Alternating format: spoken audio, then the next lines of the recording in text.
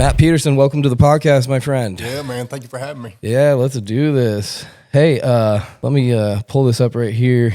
So I just kind of wanted to have a little bit of backdrop of, some pictures of some of my people up there. Yeah, man. Some pictures of Yeah. maybe not go too crazy on the kids and stuff, but Yeah. but I was like scrolling through here earlier, and I was kind of like watching some of your videos. I follow you, so I've been following you for a while on what you do, and so but no, I appreciate you coming and welcome. And I guess kind of the reason I wanted to talk to you was Peterson's Wildlife Management. Yes, sir. And all the cool stuff you guys have going on over there.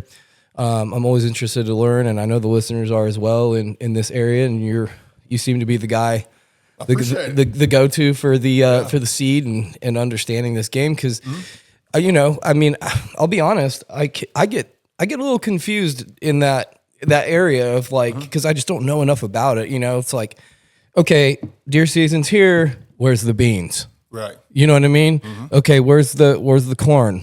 Where's the hedgerows? Where's angles? You know what I mean? That I'm trying to hunt off of what the farmers have, are putting out there to harvest. Sure. So we'll kind of, I guess, get into diving into that. But so tell us, man, where'd you grow up? So I grew up not far from here, Alamance County, Burlington address, northern part of the county, kind of off 62, and ended up. I was there at that house. I was born there off 62, and we moved to my family farm that my mom and dad still own today, where I really cut my teeth on hunting, but also habitat management, wildlife management, and they still own that place today, and that's in northern Alamance County. Yep. Gotcha. Yep. And so you went to school out there in Alamance County? Yeah, I went to Western all the way through. Okay. Yeah, funny story on that. So where I was born and raised was actually the edge of Eastern Alamance District. And so all my family went to Western, Western Middle, Western High, AO, all that good stuff. Yeah. And don't come back on me now. Hopefully the limit's over, what I'm saying? They won't come back on me anyway. So we put my aunt's address down so I could go to Western, to be at AO, to be in the Western School District. So played football there, ran track there, grew up there, and that's where all my family roots are. Right, and that's how I know you is from our mutual friend of ours, Steven, who I hunt with. Yeah, you guys went to school together? All the way through school together. Yeah, that's great. Graduated together. Yeah. Oh, that's awesome. Yeah, sure did. God, I think it's been probably 3 or 4 years since I met you. At least. And usually I see you. The Dixie Deer. That's when I see you. I don't see you like quite often throughout the year, and then I see you. So we always make sure we come by and stop and see you and stuff. But yeah, tell me about. Kind of just give me a timeline up through, going to college and where you went to college and, and I guess let's back up and kind of start. Like, obviously I want to talk about hunting and getting into the wildlife management stuff, but what was your first harvest and what was that like? What was kind of the feeling behind, taking your first animal, whether it be, I don't know, squirrel or. Yeah, no, I can't remember. I'm sure I killed a pile of squirrels and probably every like Tweety bird and cardinal, unfortunately. Lord forgive me, but killed a lot of birds. Probably cut my teeth on that, and rabbits and squirrels and everything else. But the first deer I ever killed, my dad used to take me to our family farm. They actually bought that farm when I was a little baby, so we didn't live there, but it's a 36-acre farm. They still own today in Alamance County, Northern Alamance County, and he used to take me hunt with him there. And I was so little that he built me a little 6-foot tall deer stand beside his 20-foot tall deer stand. And it was awesome. Back in the day, it was all wooden stands. You didn't really have metal stands. I'm 38, so they hand built them, and we would have chains on them and come alongs, and you lean them up against a tree, and you chained them on. And my mom was always terrified of me to get in a high stand. Is that mine? Dude, I'm sorry. Oh, you're fine. Anyway, and so he built me a little miniature stand out beside him, and he would take me for years, and I got to watch, see him kill deer and all this and that. And he finally kind of got me in with a gun and got me feeling confident shooting and all that good stuff. And I was 10 years old, and I remember, I think it was on our second hunt where I was actually getting a chance to shoot, and a big fat doe walks out. I mean, right behind where our barns are now, right behind where my nursery's at now, and a big fat doe walks out to a corn pile there. I look up at him in that 20-foot tall stand, and he gives me the old thumbs up, the nod, awesome. And I've got my single barrel 12-gauge shotgun that was my uncle's, that he had let us borrow, and I cock that old hammer back on that old single barrel 12 gauge. It's got a bead on the end. Right. And I just put it right on her shoulder and crack off, dude. And she just folds, like a wet napkin and ties. And man, I can remember I was wanting to jump out of that little 6-foot ladder stand. And my dad's like, calm down, you got her, Yeah. And so we get down and he loves to tell the story. I can still visualize like the whole thing, her breaking cover, walking out. Like it's such a core memory for me. But anyway, I can remember walking out there too with my dad, and Dad said that I like ran a track around her almost, where I just walked around her. Was just like so enamored with that first kill, I guess, Yeah. and just loved it. And I've been hooked. My dad loves to tell a story. My pawpaw, which was actually my mom's dad, was the big hunter in my family. And I swear, I think that's where I got like my drive for it. I swear some of that's maybe genetic. Oh, for sure. 100%. I have been crazy about deer and hunting and wildlife since I was a little bitty kid. Yeah. And outdoors too, being outside. But, he passed when he was in his late 70s, and he loved it. He never missed a season. He loved hunting. He would go as much as he could. And we always went – he was going to kill a deer. He was an excellent hunter. So he was going to kill a buck every year, and I would sit there and watch them gut those deer. I mean, 3 or 4 or 5 years old, and just be – my dad would think, man, he's going to be freaked out, seeing us knock the guts out of this deer. Yeah. I loved it. He said I would get in there, get right in there with them. Oh, that's great. Loved every second of it. So I kind of was bit by the bug really early. Yeah. And my dad was almost holding me back, not wanting me to kind of shoot too early, or, you know what I'm saying? So be sure I'd be successful and safe and all that good stuff. Yeah. So, man, from that day forward, when I was 10, I was bit by the bug and never looked back. Isn't that wild? That it's man. Like, and you hear a lot of people talk about it, but it's like, it's almost like, I believe everybody has it in us for sure. Dude. You know what I mean? But it's like you tap into this kind of this like primal feeling of, like when you're out there, and whether you be, I didn't kill a deer. I was much older when I killed my first deer, but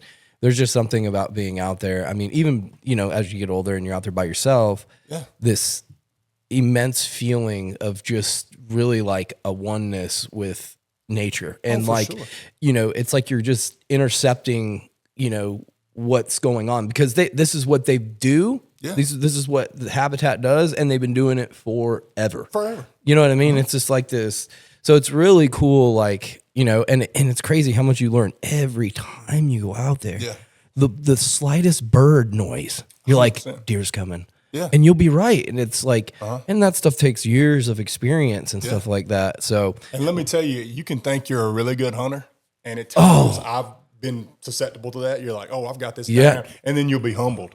Real quick, dude. So that's whenever you talk to, in my opinion, if you ever talk to a real killer, and you've had some, I think, on this podcast, but if you talk to some guys that are just excellent hunters, excellent woodsmen, 99% of those, you'll have that guy that's not. Right. And 99% of them are humble people. Yes. Humble as far as they're hunting, because they know you could be killing bucks year after year, you can be killing turkeys, and all of a sudden you can go through a drought, and them turkeys and deer will humble you real quick. Oh, yeah. And realize you don't have it all figured out, And I love, and same with the wildlife game, like management game, but I come, to it every year kind of with my hat in my hand and with my listening and learning ears on and trying to figure it out and figure out how to do it better. But even when you think you've got it figured out, they'll trick you. They'll put it on you. There's literally, it's, every deer changes. I mean, obviously if you're, if you're, and I'm not ashamed to say this, and I was saying this on the last episode, is like, I like hunting for antlers. That's what I like to do. And I enjoy donating my meat, because I'll eat 10 to 20 pounds probably a year, maybe a little more. And, I'm just a beef guy. So, but I mean, we don't let anything go to waste, and, but so tell me about like when you were younger, because I didn't grow up here, so I don't know, but what was the deer population like when you grew up versus now, and maybe the size of the bucks and things like that? What was that like? You get me on track. I'm sure I'm going to ramble here. Go ahead, ramble all day, buddy. When we bought our little farm, I can remember being about a 10-year-old kid. When you really start paying attention to how many deer you're seeing. I'm going with my dad year after year. We're going 4 or 5, 6 times a year. That was probably a lot for us because my dad was wide open working. But we were going out, hunting. I'm watching him, and if we saw a deer, that was awesome. That was a big deal. Really? And if we saw a buck, and when I say a buck, I'm talking a cow horn, a 3-pointer, a 5-pointer, a year-old buck, we were going to shoot him, because you might not see another buck, the rest of the year. Wow. So the buck to doe ratio was really poor, you know, because when I first started, I'm trying to think back. I think when I first actually started hunting, I don't think we had doe days at that time. But right before when I first started hunting, there were doe days, and there was only certain periods of the season where you could even shoot a doe. You couldn't just shoot a doe any hunt. Really? Yeah. So think about the pressure that puts on the buck population. Right. Because back then they had 4 buck tags. Okay.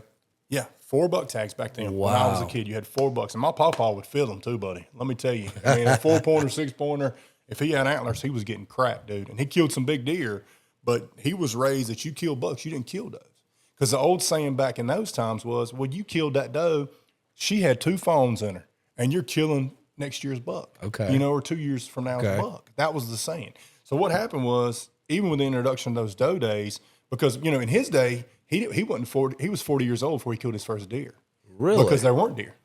There were just rabbits and So quail. what year would that have been? So how long has he been not with us? Lord, my pawpaw died, I think, in 2006, I want to say.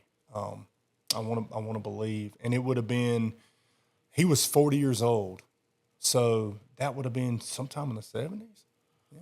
That would have been the late 60s. So that's not that long ago. Like, as far as there were no deer. population of deer. Yeah. And if you talk to guys that are in their 50s and their 60s now, Yeah. a lot of them are old enough to where they remember as a kid having to go to like Butner game lands, or you went down east to hunt deer. Right. There was no deer in central North Carolina. You know, they just weren't here. And I can remember my pawpaw talking about if they saw a deer track, like if they saw a deer track, because they were big rabbit hunters and quail hunters and stuff. But if they saw a deer track, they would tell people, and people would come to look at that deer track. That's how big of a deal it was. No kidding. I mean, yeah. I mean, I have some of my friends, granddads that would talk about, they literally remembered the first time they ever saw a deer, period. So you think about that with us, we have to kill so many does to keep our population stable. And when I was a kid, we did not have that issue. You know, there just weren't hardly any deer. Yeah. And probably around the time I would say I got into high school to college is when really the population kind of exploded. Probably high school is when the population really exploded. So it wasn't far from me killing my first deer that the population started picking up and the population really exploded. And we had to start killing a lot of deer to keep deer numbers down, you know, to where they weren't eating all the crops up for our neighbor farmers and stuff like that. So that was kind of the timeline. But when I was 10, man, there was very few bucks. The ones that were, you know, year-old and 2-year-old bucks.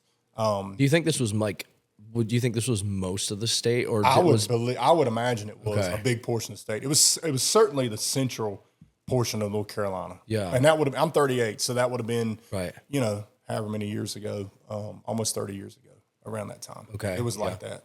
Yeah. Yeah. Yep. And what do you think, and I've heard this before, and I mentioned this on one episode where I was kind of talking about, where do you think these particular species of whitetail come from? I've heard a couple studies talk about, I've read one saying that these came from Florida, and then I've heard, you know, you hear mixed in with, you know, the bear population coming up through the coastline up through Massachusetts and stuff like that. So do you know anything about that? Disclaimer, I know enough to be dangerous about it. I think a lot of our deer did come from down east. So a lot of our deer are native North Carolina deer because there was a huntable population, you know, down east, the eastern part of the state. There was a huntable population there. So I think a lot of ours came from there. Now, I'm sure there's some probably that came from Virginia, too, because there were pockets in Virginia of deer. I mean, we're up here at least. Yeah, exactly. Caswell, Alamance. Right. I think a lot of those, and they were actually introduced here. They were trapped and brought here. Do you know where they came from? Yeah, there again, I think it was down east mainly. In Virginia. They actually, so they didn't migrate here so much as they were trapped and brought here more than anything. Okay. Because it goes back to the 1900s. They were wiped out when market hunting was a big thing, before there was any hunting seasons. Yeah, during the fur trade industry. And you hear a buck, you know, that's where a dollar came from because a hide was worth $1. That's right.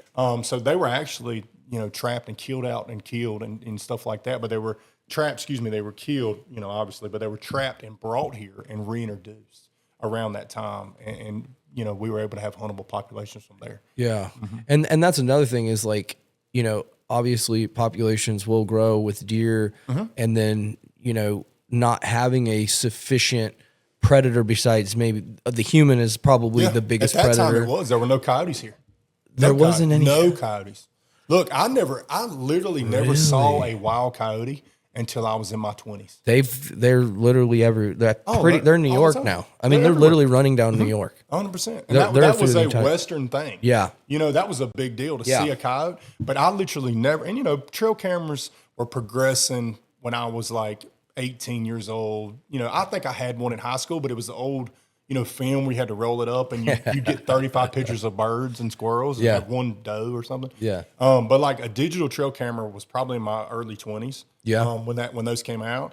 And even then, dude, because think about how many coyotes you see now with your eyes versus what you see on trail camera. So you see them trail camera all the time. Right.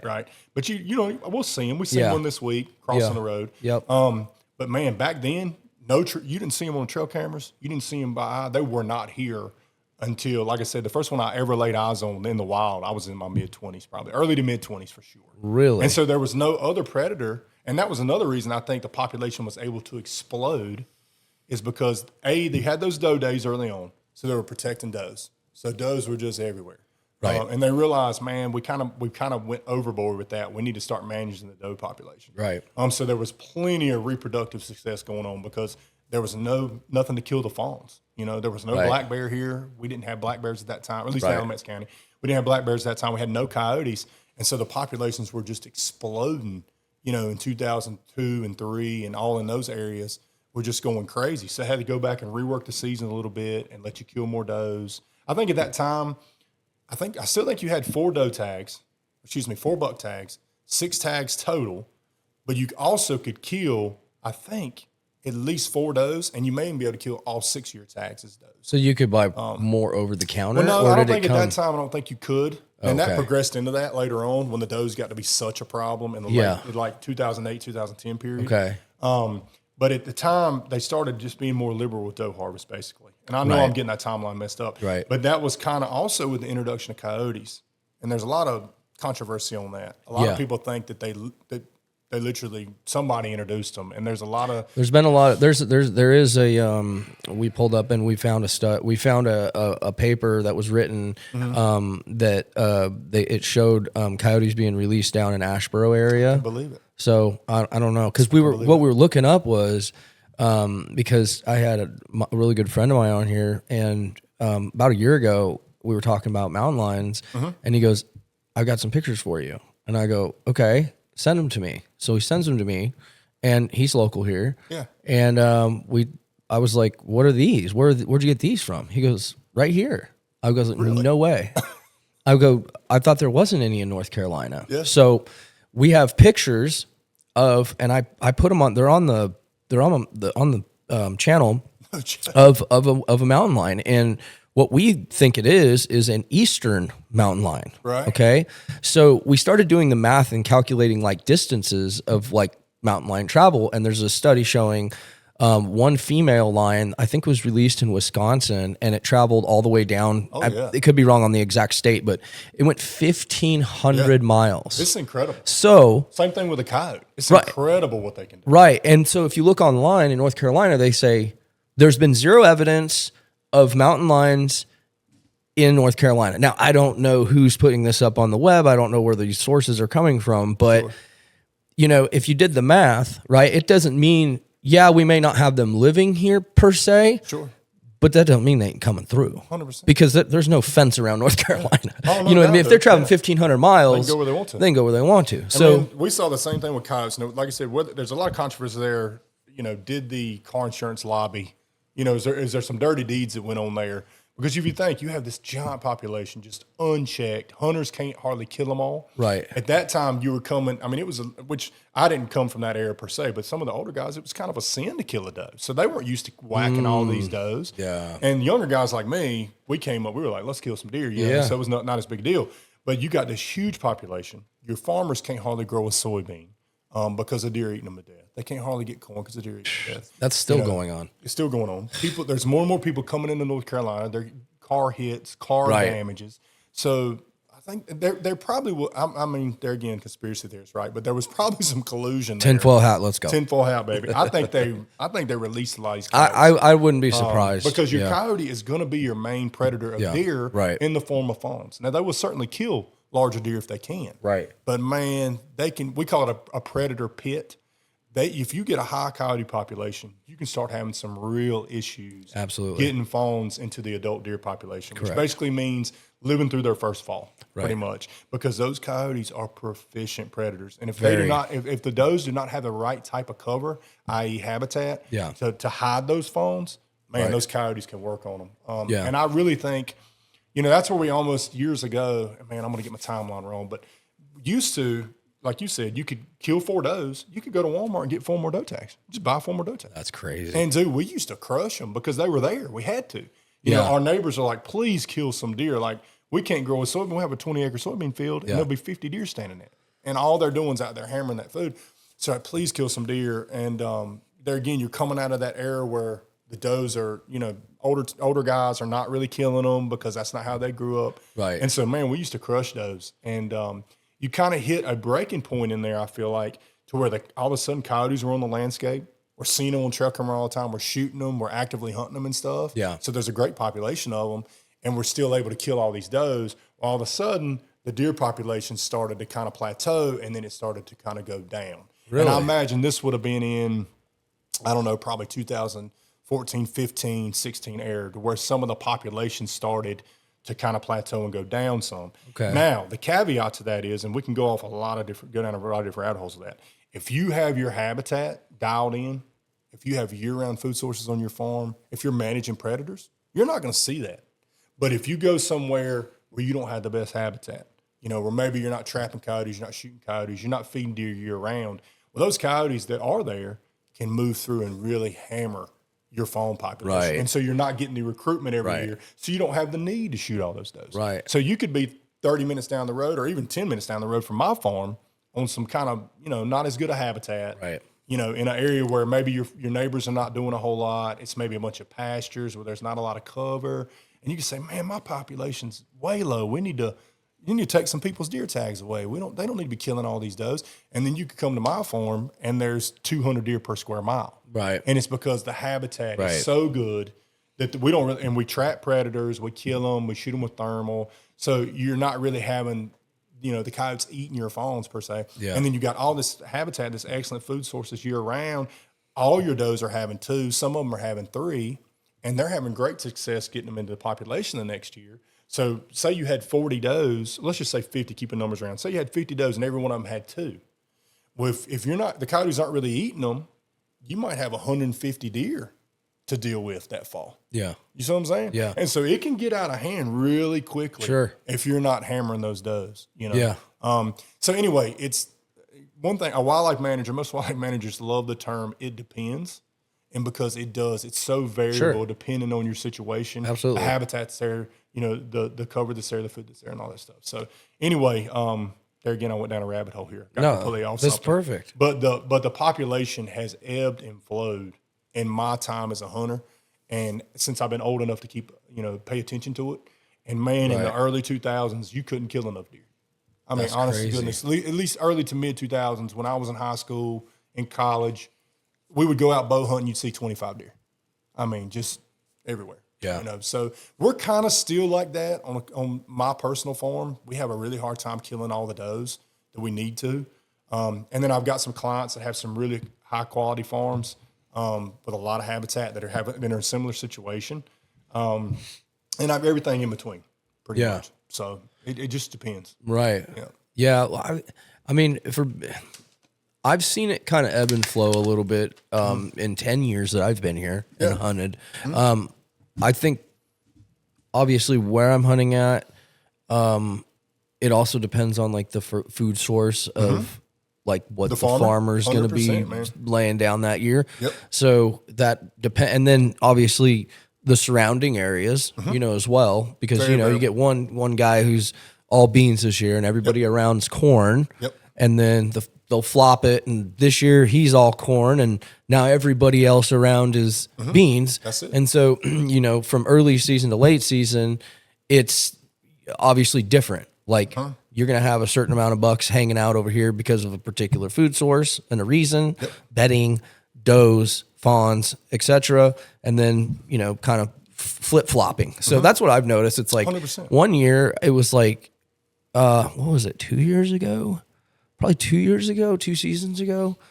Oh, I couldn't believe how many bucks I was seeing. Yeah. I was like, this is absolutely insane. Now, granted, I didn't see as many mature bucks. They were kind of, they're there, but they're, obviously you're not, we weren't getting 10, 140-inch bucks, but we'd occasionally get 140, maybe 150-inch. I mean, I'm guessing based off of camera, but, and then you're getting a lot of like scrub bucks, small deer. Forkies, young bucks and stuff like that. So it's really interesting to see, and that's kind of your expertise. So variable, man. It's weather.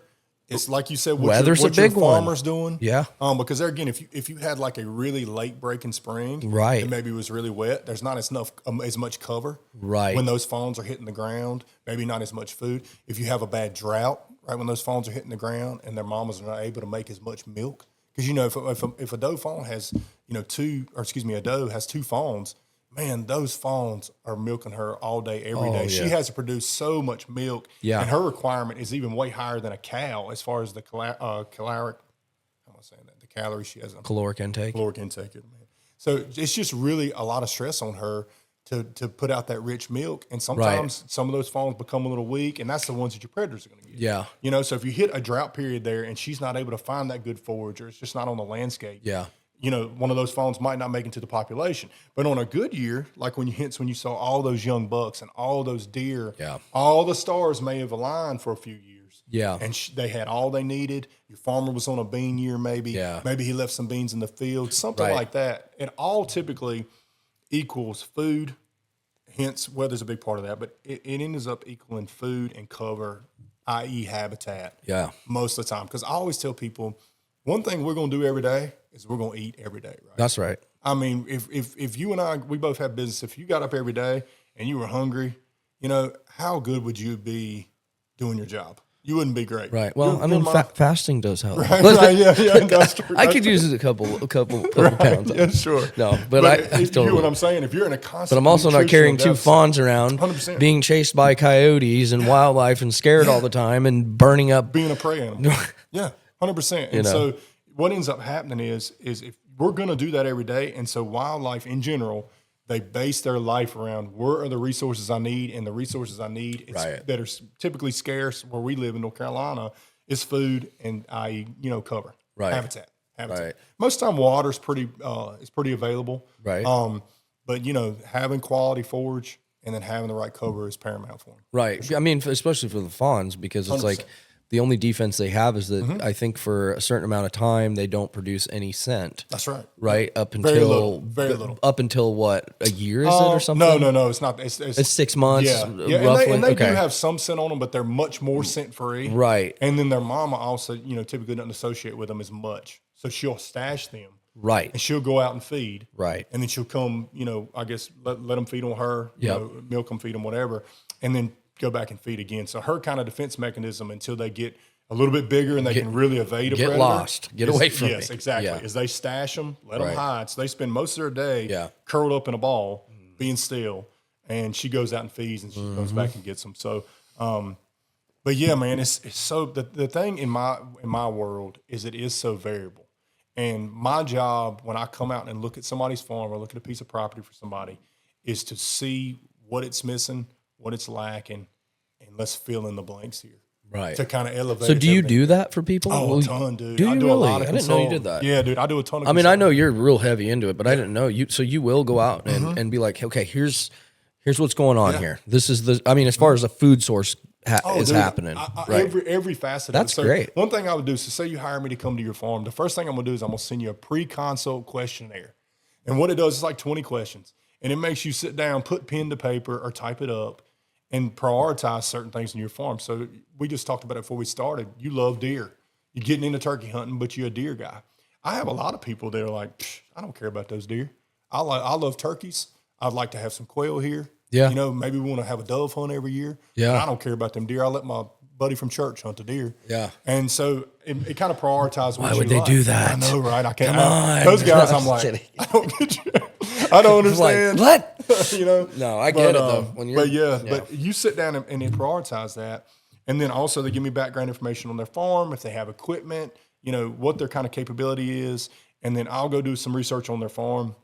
We go out on the farm, typically spend a half a day walking around, looking at everything, figuring out what the habitat, is and what the food quality is there and the cover quality and everything else specific to their property, what type of timber they have on it, what is the water resources there, and do they have a predator issue? Just look at everything. What are the deer doing there? Where are they coming from? Where are they going? What do the neighbors' farms kind of look like, what we can tell via a map and just what we can see. And then I go back with that information and build them a custom plan that they kind of implement on their property. Wow. And sometimes they use me in any kind of, I don't have to do everything for them. I'll come out and do, one-off type things, jobs, whatever they need me to do, or if they need me to come in and do some of the heavy lifting. But a lot of those guys, they have their own equipment, they have access to stuff, or they can rent something or whatever, and they just need a direction to go in. And the beautiful thing about what I'm able to do, and this is really what I love about my job more than anything, is I go to so many farms on a weekly and monthly basis, and so many of them are unique, and no two are exactly alike. Yeah. And I can see what works here, what doesn't work here, and how to kind of manipulate that to elevate that farm to be the best it can be. That's great. So I do a ton of that. Did you go to college for this? No, I went to business school. So getting back to my background, I'm going to jump back and forth. My family, before I was born, my dad and my mom bought a monument company. So we actually do tombstones in the cemetery.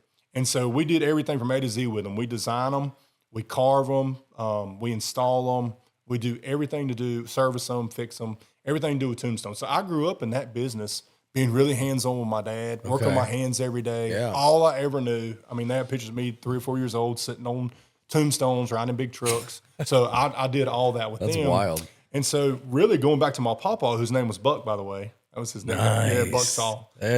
So going back to him, he was the hunter in my family. And a lot of my family members hunted. I grew up, my uncle was a hunter. Uncles were hunters. Actually, my Uncle Jeff, who is my mama's brother, Buck's son, was in the paper for killing a deer with a bow. And this would have been, Lord forgive me, Jeff, this would have probably been in the late 70s, early 80s. But that was a big deal. And he was literally in the paper. Because nobody thought about shooting one with a bow. Why would you shoot one with a bow? You hardly even see one. Right. So why would you handicap yourself and have a bow? And he did that back in the day. That's so insane. There's, I've got lineage on that side. Okay. But anyway, going back to that, but where I got kind of the food plot thing from was when I was a kid, my papa, and we still have his old tractor, he would go disc up a couple little food plots every year, and he'd plant clover, he'd plant him some wheat. And back then, they called them seed patches. This would have been in the early 90s, late 80s. I was a little bitty kid watching him do this. And I'd ride with him, and we'd go plant these seed patches, and he would hunt over them. And he was an excellent hunter. And I'm going to tell you what, he was going to kill a deer. He was going to kill a buck deer on opening day. I remember back when we had, the earliest cell phones where you had the big bag cell phone or you had, a car phone. Yeah. And I remember Dad and I would come out of the stand, and I would immediately run to the truck and look at that bag phone because it would show you had a missed call. And Papa would have already killed the buck. He would already drove back to his house on the house phone. And these young kids don't even know what a house phone is, right? No. But he would call on the house phone, and we'd have a missed call from him, tell him come help him get this deer out. Oh, yeah. So that's how good he was. So anyway, I got there again. I was already bit by the bug of hunting and everything else. Yeah. So I thought, man, I want to do these seed patches, because Papa was always killing the deer. He tags out every year. And so that's kind of what started me into the food plot thing. So I was always doing that. What kind of seeds did you guys, what was he planting? Back in the day, so Whitetail Institute of North America was the first food plot seed company in the world. Okay. And they kind of, I think, invented the food plot, name. But they were the first seed company. So I can remember seeing, that was 1988. I can remember seeing that buck. If you look at Whitetail Institute's website, any of their stuff, that huge brow tine, big 5x5 buck, on their bag. I can remember seeing that as a little kid, just burn into my memory. That's crazy. And they were using that. And they would get feed wheat and wheat from just the farmers and stuff. Yeah. But I remember my papa on them planting that Imperial Whitetail Club. That's so Whitetail cool. Institute, dude. So, Ray Scott died a few years ago. He was the kind of founder of that. He was big in the bass. He started Bass Masters or whatever. Oh, he was big in that. Yeah. So, but anyway, they were the OG food plot seed company. Wow. And I can remember planting that back when I was a kid. That takes me back. But anyway, so started that. But what did you say kind of seed? What? It was whitetail, wheat. What kind of what was it? Alfalfa so or was it? Back in the day, dude, it was clover. Clover. That was it, bro. Okay. I'm sorry, I must have left that out. That was it. That was clover, dude. That was their one offering, was whitetail imperial clover. Right. That's what they call it. It was Whitetail Institute. And that was all, that was the food plot seed. That's crazy. We didn't know any different back then. Yeah. And my papa would buy some wheat from local farmers, and we would spread the wheat out there. We'd spread that clover out there, dude, and you'd have that lush, beautiful green clover plot. And, man, he was the only game in town. As far as I never had heard of anybody even planting anything until probably I was in at least middle school up into almost high school. Well, the advancement over that course of time, just what you have to offer now, or what this business has is insane. Oh, dude, we plant, you guys 30 or 40 species of seed. Yeah, that's crazy. And back then, it was just, I didn't know any different. I thought that was a food plot. Game patch was just wheat and clover. And, dude, we did the same thing every fall. We would go in August, right, into August, first little bit of September. We disc ground up with an old disc, an old International tractor. We'd spread our seed on top of the ground. We done. We gone. And so it's so funny to see what we do now. We're soil testing. Oh, yeah. We're spraying herbicide. We're putting out the right fertilizer. We're using all this specialty seed mixes and blends. Yeah. And then back then we used to just throw it on top of the ground. So do you send your soil samples off, or do you guys offer that in-house? So we send them to the state. Send them to the state. Most of the time. Right. We actually use some private labs like Whitetail Institute's lab. We use Waters Ag. There's some different companies you can use. Okay. But that is one thing we do a lot of. Do you guys ever test water, like creeks or anything around? I mean, typically not. I don't know if that's just something. I wouldn't think you did. No, that's not much of my game. I want to know what's in that dirt though, because I want that. I want to know. That's going to tell everything: the acidity level, what you're going to need to, nutrient level, fertilizer, right? All that stuff. Yeah, that's a big part of it. And do you notice, like a field that's been a crop for multiple years turned over? Are they quite different than if you were just to go into a regular, let's call it a CRP patch, where and I'm not even sure what. I think I got CRP from it's a crop reserve program. Okay, it's just like a growed up field, right? Deal. That's what we picture if we think that. So, what's the difference? What do you typically see? Obviously, most everything now has been at least touched by humans, right? There's not a lot of we haven't walked on certain pieces of property. This has been preserved for thousands of years or anything. There's no such thing. Right. So that's for sure. So what do you see kind of more in that world as far as complex, crops versus a place that just hasn't been really messed with, maybe I love this question. Overgrowth, like a timber patch that's been cut down, or right? Timber, yeah, sure. Explain a little bit. Yeah, explain that. Nobody's ever asked me that I can remember, and I love it, and I'll tell you why. Because what I have learned in the past, 7 or 8 years probably, is about soil health, and that's a little bit of a buzzword in the food plot game and in the farming world.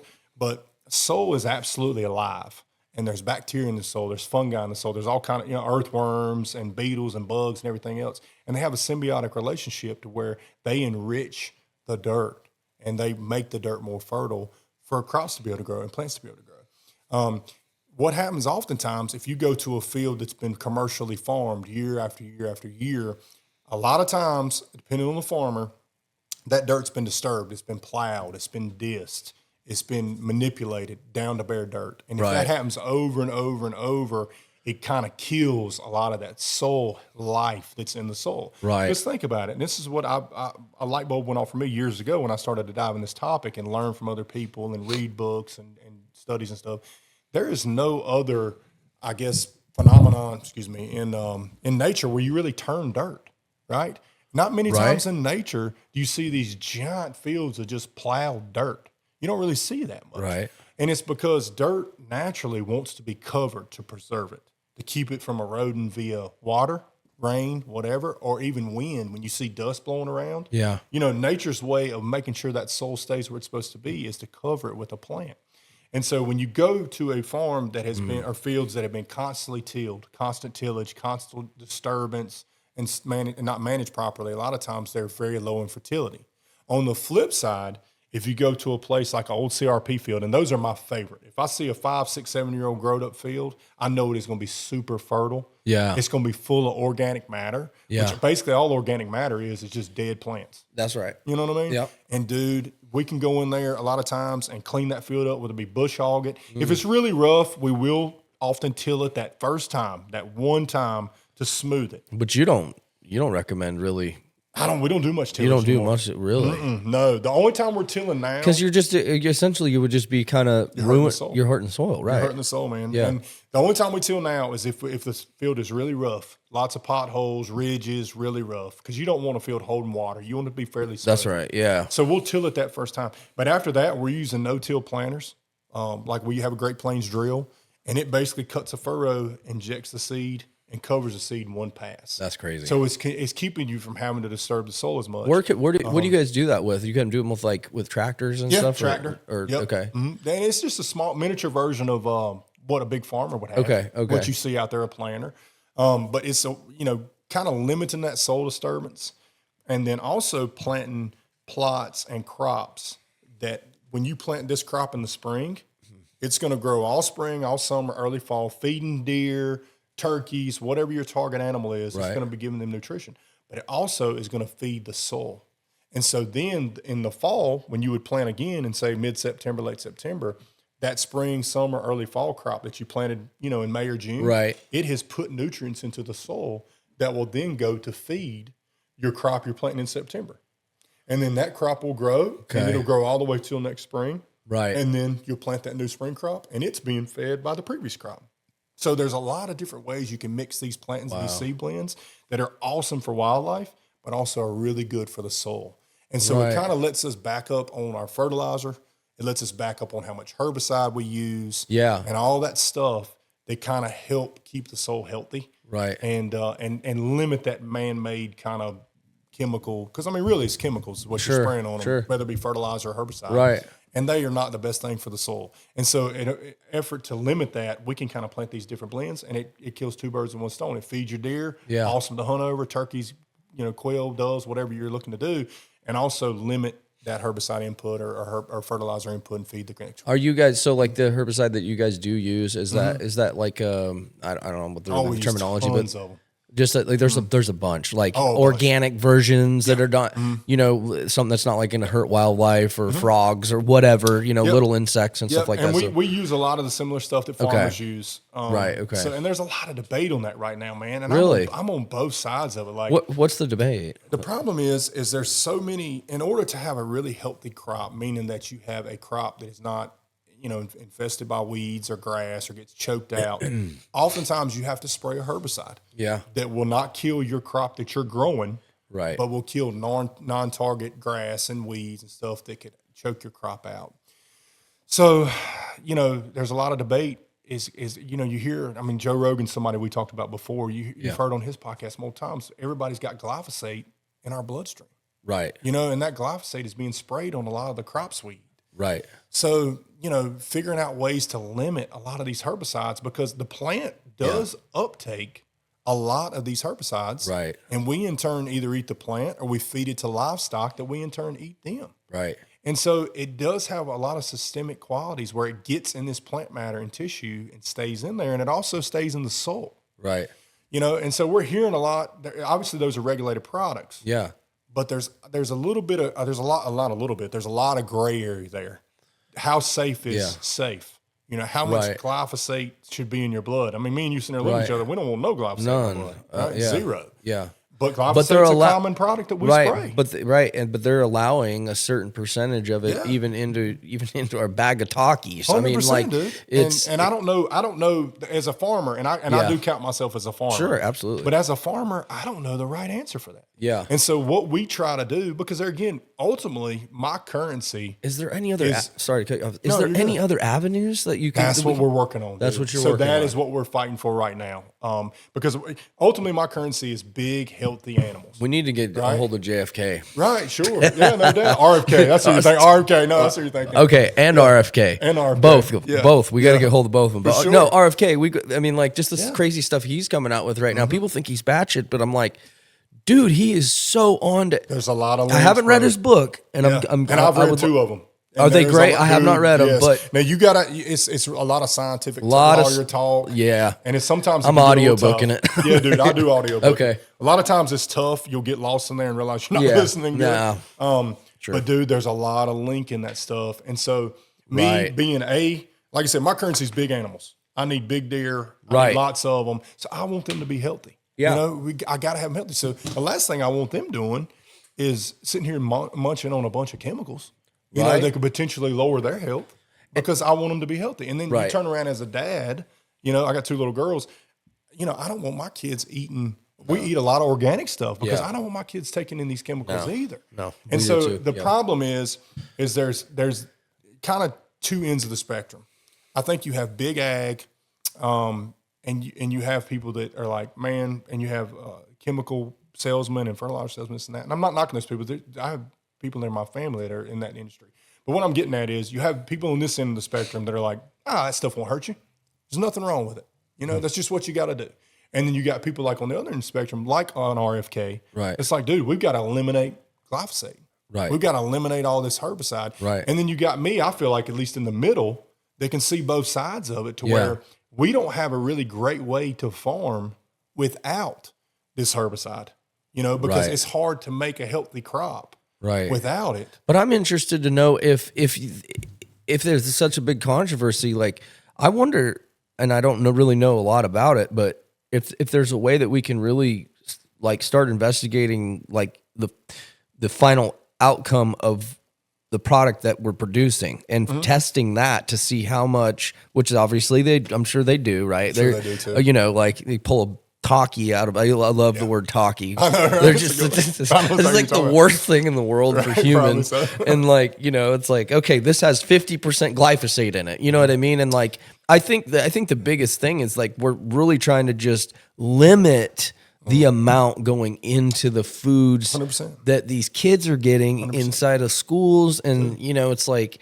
so. And that's why I'm on the RFK side. But again, it makes your crops grow great. Yeah. And that's what we got to, because what a farmer will tell you, what you know, what your fertilizer and your herbicide and your big farm people will tell you is we got to have this because we got to feed the world. Yeah. We got to be efficient here. Right. Because if you went and said, if RFK came in tomorrow and, you know, slammed the gavel down and was like, I'm outlining all this glyphosate, buddy, we would be in trouble as a human race. Right. Because we couldn't grow without some of these herbicides and this fertilizer, we couldn't grow the crops to feed everybody. That's a fact. Right. And the little bit of ones that would be available would be so expensive, none of us could afford to buy them, you know, the products.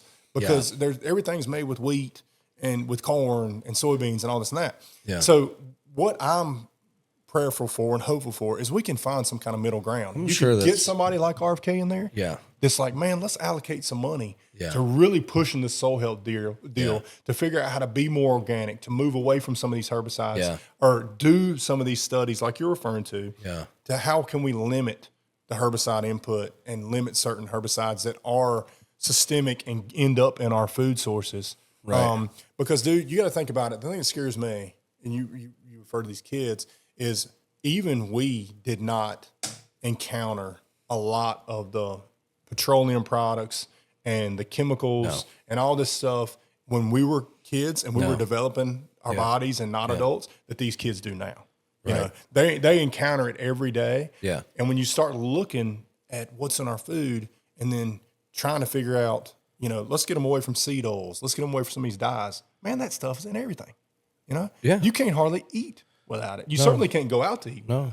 And then too, when you start trying to buy more organic stuff, it's so expensive that it is, I mean, it's unaffordable for most people. You know? And we're getting ready to do one here in a couple weeks. I'm going to do a podcast with this place I go to, their dietitian there, and we're going to break down the cost of what it costs compared for a bag of Ruffles versus one steak. Right. Okay. Yeah. And if you do the math on, if you know, let's say it's, and I think I'm pretty close on the price, but $2.69 for a bag of Ruffles. That's probably cheap, actually. Okay. Yeah. It might be more. I bet it but is more. if you do, you know, how many ounces are in it? It says 8 ounces or less than that. 4. Oh, it's like 4, right? Yeah, it's so 4 if ounces you and multiply 20 ounces that for an entire ribeye. pound. Yeah. It's more than a freaking ribeye. 100%, dude. You know what I mean? And a ribeye has phytonutrients, high in protein, super good for you as a human. The fat, you know, it's got real fat in there, which is, we know now that is really healthy for you. Sure. And it's just, you know, the seed oils, all this kind of stuff is just absolutely eating our society alive right now. And we don't even know it because Crisco didn't come out until the very first seed oil was in 1911. Yeah. And that was Crisco. Yeah. And like, everybody's like, okay, well, and then all of a sudden, going into like the 1970s, McDonald's switched over from beef tallow for their French fries and started using vegetable oil. And it's like, you started seeing the transition of man, because in the 70s, before we were born, these guys were 170 pounds and slender. Yeah. Testosterone levels were through the roof. Yes, sir. And then all of a sudden, and I've been on this kick for like the last couple months. I swear, every podcast, people are like, why does he keep talking about this shit? Because it's like, it's so true, and it's like, it scares me because it's gotten worse.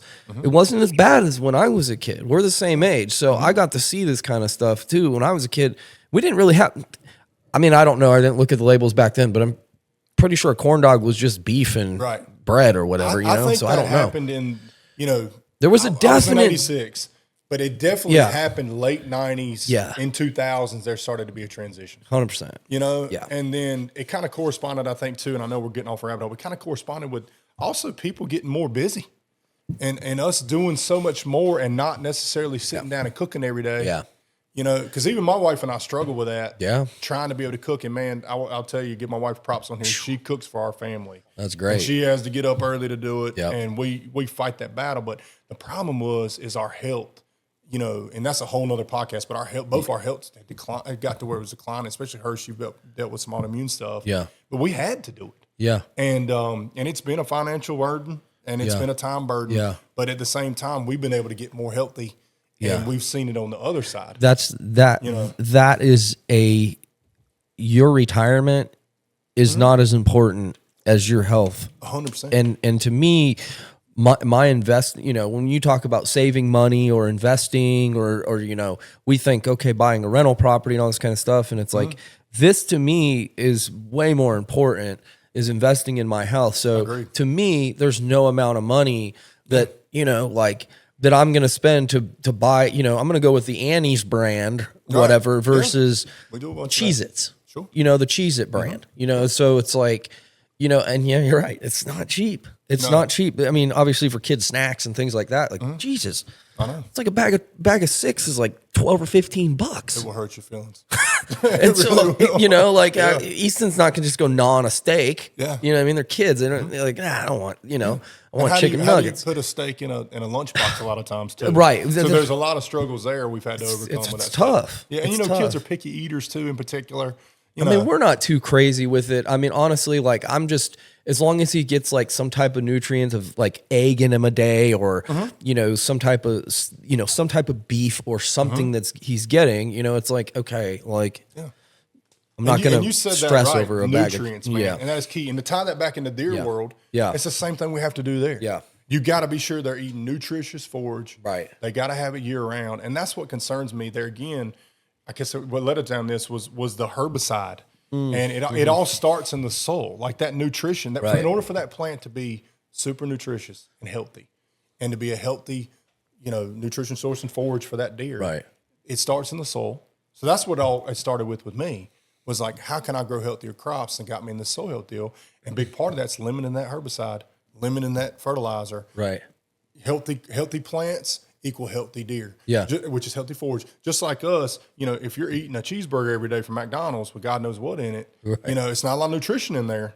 It'll fill you up. Calorie dense, but right. Versus if you're eating a steak every day, you show me those two men 6 months after doing that. Totally, yeah. Which one's going to be the healthier one? Right. Obviously, it's clearly. Steak. And so that's what started me down that path with deer, with the soul health thing. And I'm there again.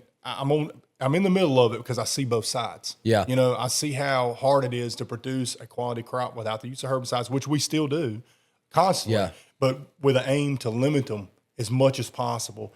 And I see the other side with like RFK that's like, man, we got to stop this like right now.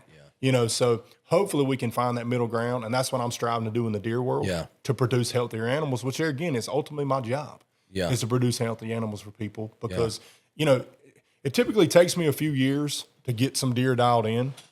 But what I see oftentimes when I come on a farm, you'll see kind of your average mature buck. Let's say 4-year-old is a mature buck.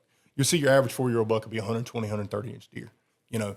if I have normally 3, 4, 5 years to where I got all the food, on that landscape, native food plots, I've compiled all that together and made sure they're all overlapping to where the deer are not going without at any point of the season, which is pretty tough, but they're never without quality forage. Where I really see my giants, and this is important, I've noticed this, everybody listen up to this, where I see my giant bucks are where that doe had a full year of unlimited nutrition. Then she became pregnant, and that fawn she became pregnant with, that's when you start seeing your giants 3 or 4 years down the road, because the mother always had everything she needed. Yeah. And then she became pregnant with that fawn, and the whole time she had everything she needed while she was pregnant with him. Yeah. And then he had everything he needed. It's something called fetal programming, and they talk about that in the livestock world. But it triggers that doe when she has that fawn in utero to be like, you can be the biggest and the best you can be, fully express your genetics. Yeah. And they've done a lot of studies on this. Wow. Mississippi State University has an excellent study on this fetal programming. But that's when you see your really big deer. And so my job is to go in there and make sure that food's available year round. And then you'll go from these customers that when we first started, the biggest deer they'd have on camera would be a 115-inch 8-pointer, 120-inch 8-pointer. And all of a sudden now they got a 140, 150, and even 160s or better every year. Yeah. If the deer are able to get to that age. And so that's kind of, the proof to the pudding for me. And that's my job, is to figure out how to manipulate this habitat, whether it be food plots, whether it be burning, whether it be cutting timber or whatever, to get them to that point. Right. For sure. Yeah. And I mean, so what do you think? Do you think that the chemicals that they're putting in the foods, or not the foods, but the crops in like Kansas and Missouri and Iowa, right, where there is absolute giants, right? And I don't know, it's kind of fascinating. Like if you go to Kansas or you go up to my mom's side of the family, they're all, that's where I get my hunting sites from my mom's side of the family. They're in Missouri, northern part of Missouri, right there at the border of Iowa. And like you just see nothing but flat land. And you're like, where? And then you go in the morning to go hunting. That's where I killed my very first buck. And you're just like, holy crap. These are giant animals. Yeah, I mean, these does are. So do you think that has to do with the type of farming that they're doing or the chemicals that these deer are doing? And again, that goes back to the question I kind of had asked you about, was the different species of whitetail, right? And I've heard them called like the northern Missouri species of whitetail, which is different strains. Different strains, same whitetail, but subspecies and things 100%. Like that, right? Where you can kind of see here clearly, you know what I mean? Like bucks like this, guys are shooting all day here. You go up to Missouri, we're passing, waiting. You know what I mean? So what do you think that has to do with? I'm gonna give you a little bit. I'm gonna hit those in a couple prongs. One, I don't know if you ever heard of Bergman's rule. No. But the closer you get to the equator, the smaller body mass you get of the same species. So that's why, Florida's closer deer to wise, or really, sorry, just about anything. Just mammals in general. Really? Yes. So goddamn, Brazilians are pretty big people, right? Yeah, that's a good point. But in deer in particular, you think of the key deer that are in Key West. Have you ever seen those deer? No. Well, Dude, I've seen them. Deer. Yeah. They're little small. bitty. I have seen them. Yeah. And then you get that subspecies of whitetail like a coos deer. Yeah. Super small. And that's why I was thinking. Yeah. And I don't know where the hell I read this. I'm gonna freaking look this up. I got to do more research when I start talking about subjects. But that's why I read that there's a potential that these deer migrated up from Florida to up this way. But I don't know. I would be willing to bet more that was stocking. I'd be willing to bet that was restocking. But what they have found through studies is those deer, it takes many generations to do it, but they will kind of fall in line to that Bergman's rule. For instance, some of the biggest body deer in the world in Canada, right? Or whitetails.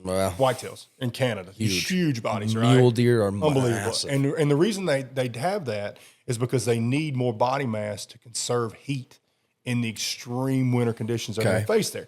Now you take that giant Canadian deer and you drop him in South Florida. Yeah. He's going to, there's no need for all that body mass. Yeah. And that body mass requires lots of food to upkeep. Right. And there's not as quality forage there. There's this real shallow soil. There's just not as much for deer to eat typically. And you can see that with the bear population Yeah, here. similar. Right? Black bear So they're population. much, down east, I think is the densest. huge. They're the densest Biggest bear in the world. bear population in the world, right? And they're the largest bears in the world. Are they really? Yes, sir.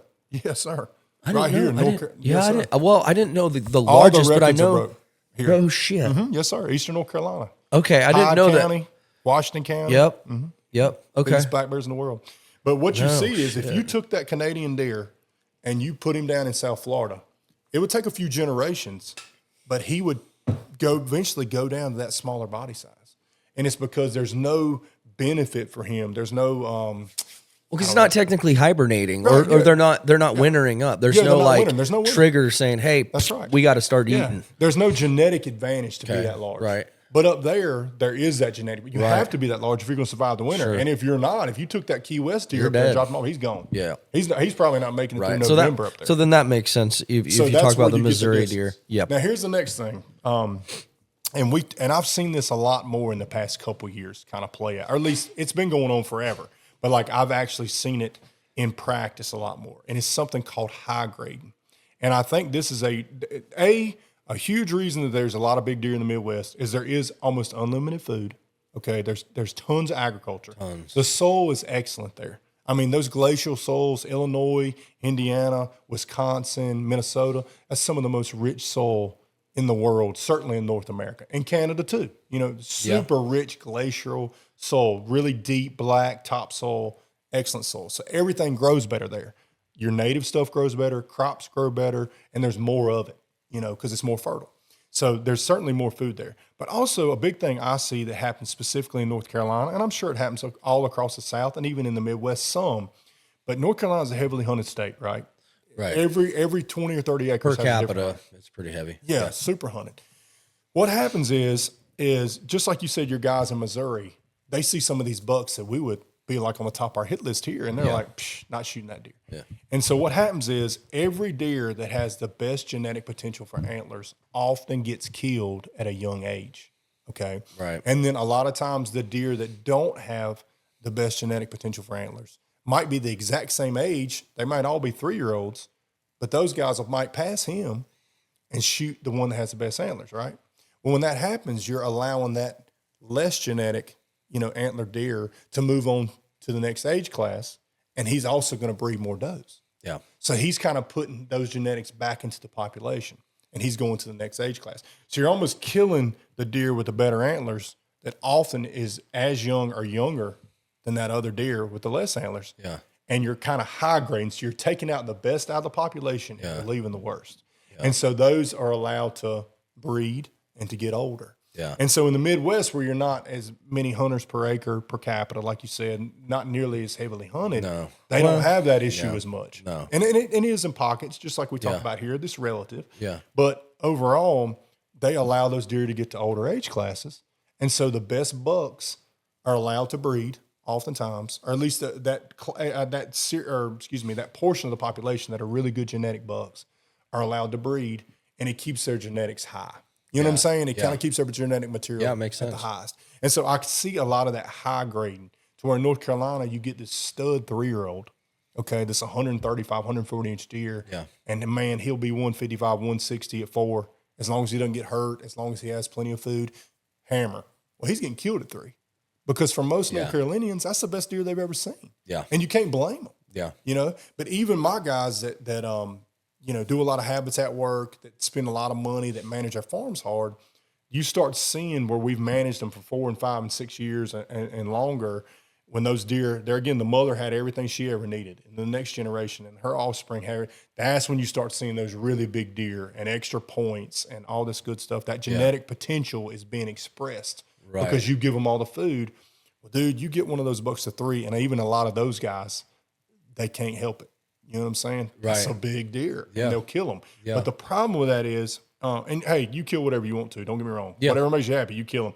But the only issue with that is a lot of times there'll be another buck that's the exact same age, right? We call it the same cohort. But think about it as he's a sophomore, and this big deer's a sophomore too. Yeah. And they kill the big one, and they let this deer, who's not as good genetic-wise, doesn't have the antler potential, to move on to the next grade. And when that happens, that deer's typically not going to be right as good at the next age too. Yeah. You know what I'm saying? Yeah. So think about it. If somebody went through and said, man, we're knocking every guy off when he's a freshman in high school if he's over 6 foot. Yeah. What would happen to the gene pool? You wouldn't have many guys over 6 foot. Right. You know what I'm saying? Because you're taking all the males away that are going to pass their genetics on to be taller than 6 foot. Yeah. And it's the same thing with deer. And I see a ton of that now. Yeah. So it's not just about, the habitat and the food quality. It can also have that genetic component in there where we're going in there and killing a lot of these good deer. Yeah. 100%. Yeah.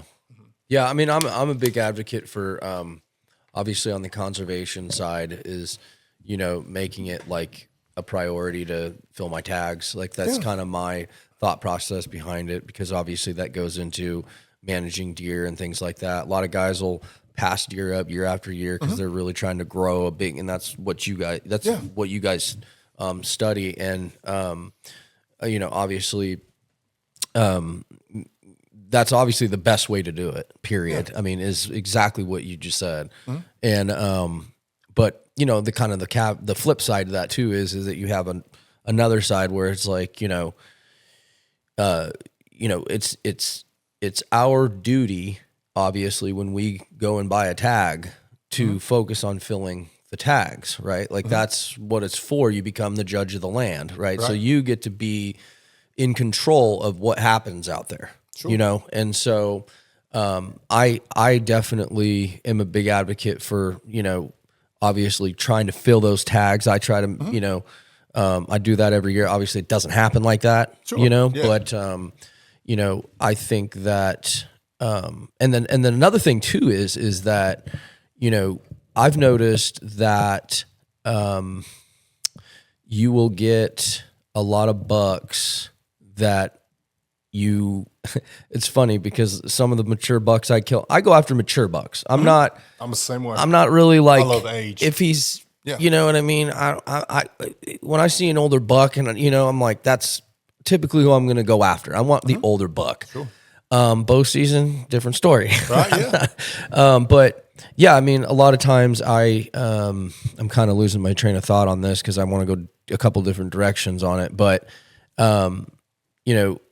deer traveling through that maybe you haven't seen on camera, right? We have all this technology now where we can basically go up and set up 25 cameras on a property and we know which way they're coming and who's on the property. And now we're naming these deer and all that kind of stuff. I found I would say about 35%, maybe 40% of the deer, the mature bucks that I have killed, I've never even seen them on camera. Right. Okay. You know what I mean? Yeah. Like, I don't even know where these suckers came from. Obviously, probably coming in on the property, chasing a hot doe or different timing, right? Because typically in the early season, they're kind of doing the same thing. Like, they're pretty patterned right there in first week of bow season. Sure. I've noticed, at least. Yeah, absolutely. But what do you think about like deer traveling onto from property to property, or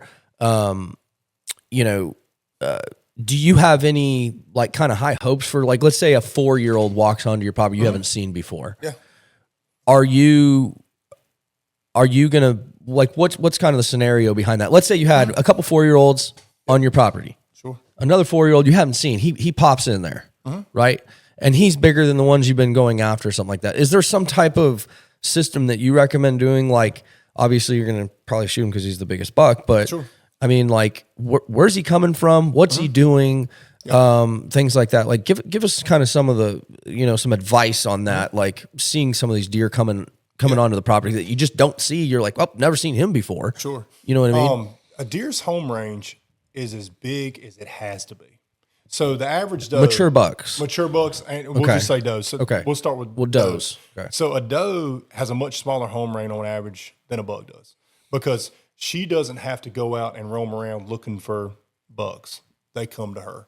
And so she's typically going to be adjacent or on the best quality, kind of land she can, because her main concern is raising fawns. Right. So that's her main concern. So a lot of times a doe, if she has everything she needs, sometimes they won't even leave a 40 or 50 acre area. Notice that. If she has, and there's been a lot of studies done with that where they radio collar deer now and GPS collar them. And if she has everything she needs, she'll stay in a very small area. And a lot of times these does don't disperse like a young buck will. Sisters and cousins and, grandmama and mama, they all kind of form one big group at different times, and they'll break off and go raise fawns, and they'll come back together at different times. So a lot of times a doe home range is pretty small. Now there again, let's say she has everything she needs on 40, she may spend most of her life on that 40 or 50.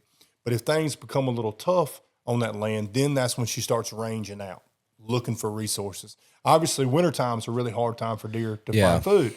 So she might be on that 40, 50 acres all year, but then she runs out of resources there, and that's when all of a sudden she's going out to the neighbor's cornfield where she normally doesn't go looking for food, or the neighbor's soybean field.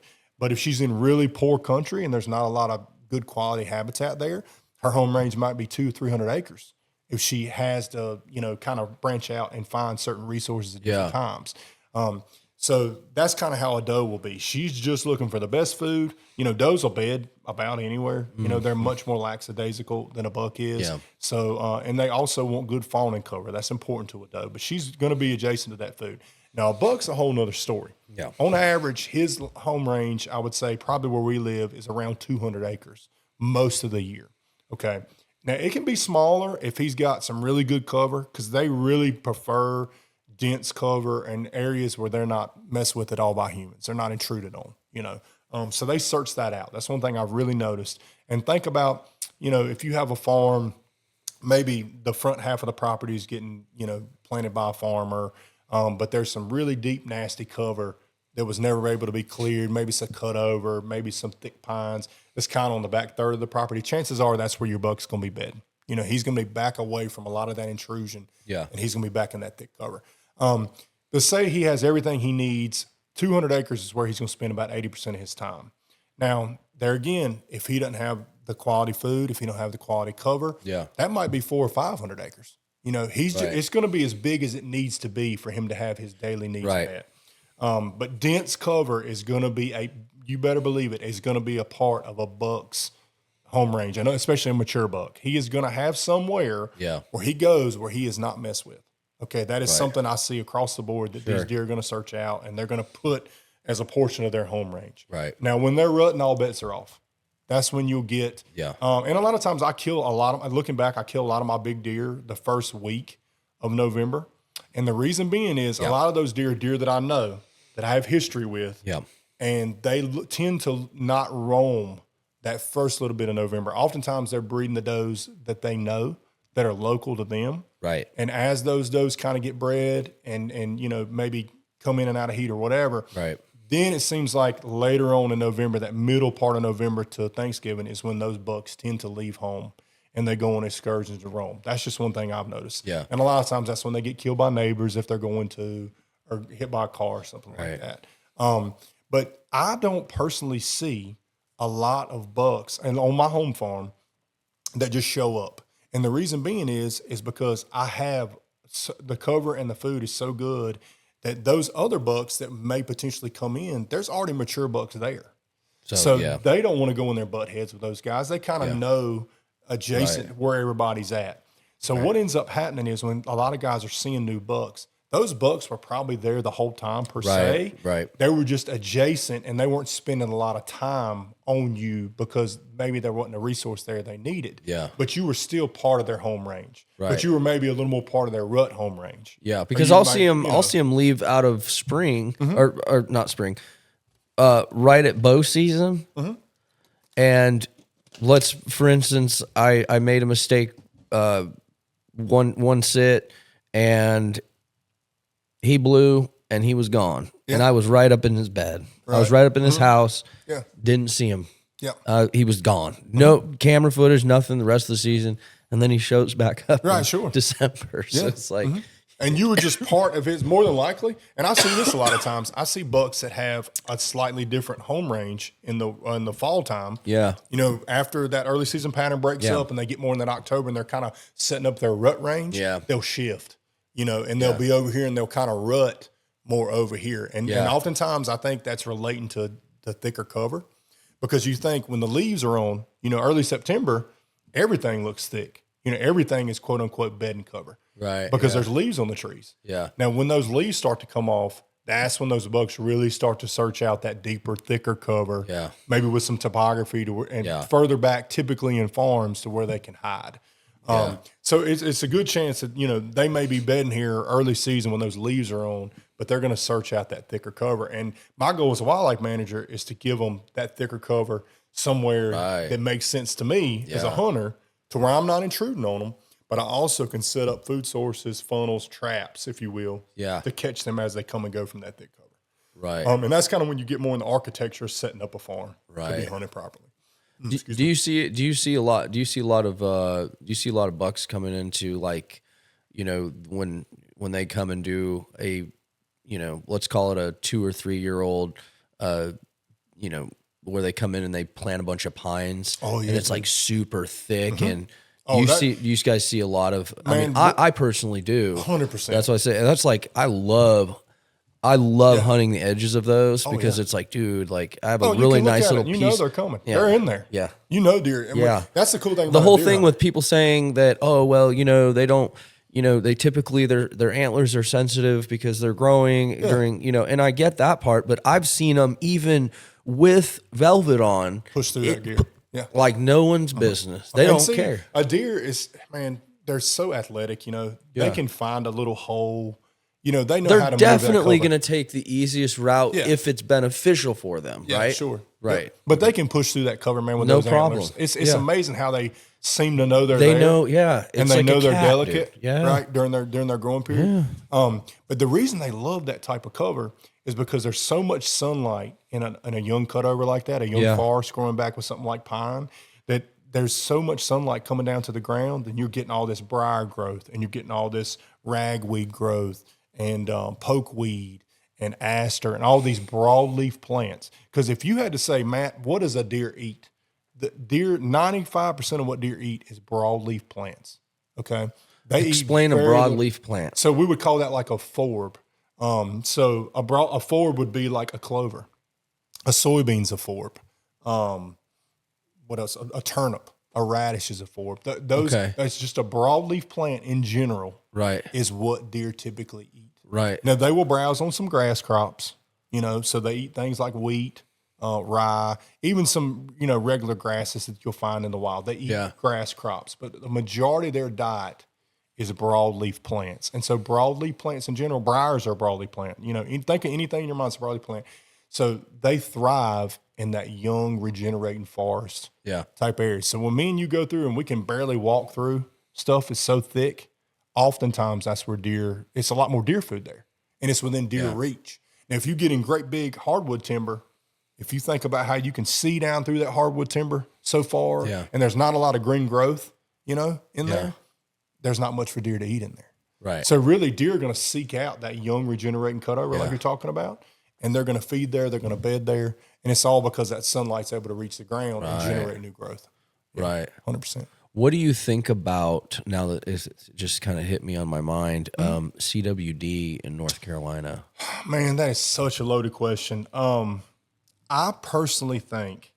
I guess let me break it a little bit more detailed, is like, where do you think it comes from? Okay. And, is it from humans? Do you think it gets here from humans, or do you think it gets here from other animals transferring it from animal to animal, or what? How do you think that's? I've read a lot about this, and you have to bear with me. I have worked all day. My mind. That's all right. I'm the same way.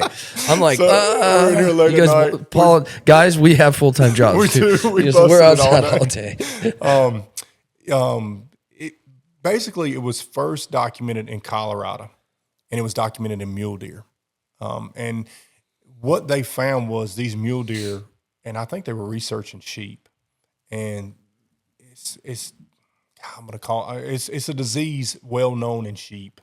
It's the same blue tongue or something. No, that's EHD. So that's a little different. But the CWD was being studied in sheep, and these mule deer were feeding in the same areas that these sheep were feeding.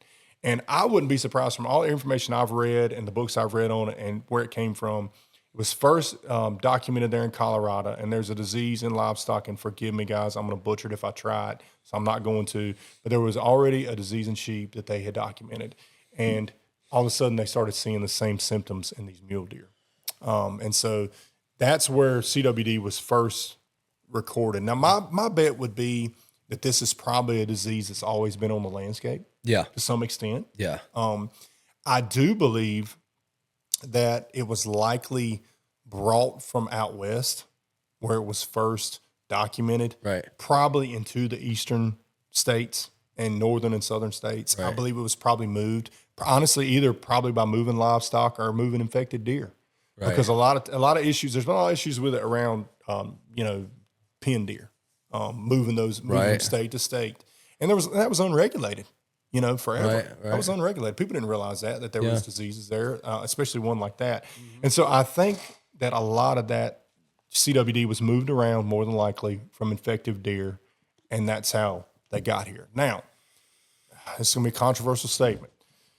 Deer often die with CWD and not from CWD. Now, because they can't detect it up until basically the last stages. Dead, essentially. So it's almost like the COVID thing. God, forgive me, guys. A lot of people are freaking out because I'm going to lump it with this.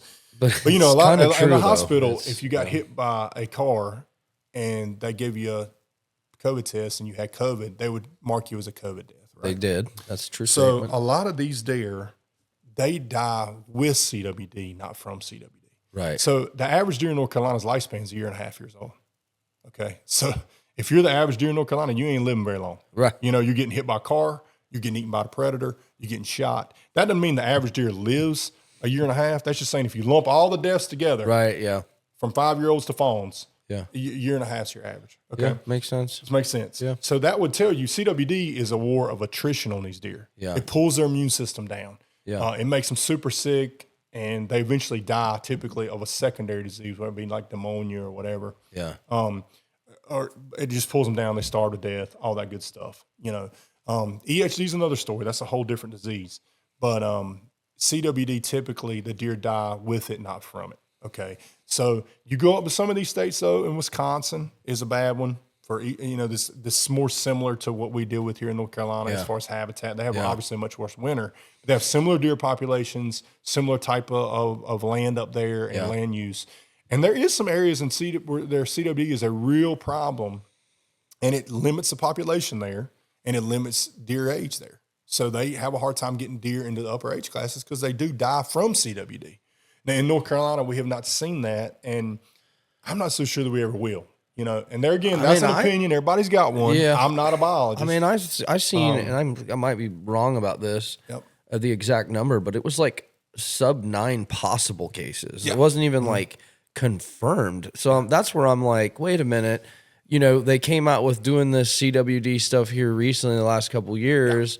And it's like, I've heard from several people, and they're telling me that, and these are pretty reliable sources. Of course, they probably don't know exact why they're doing this, but obviously it's because they've had a bunch of leftover funding and they're spending it on a program to create, I guess, to spend the money. Because it's like,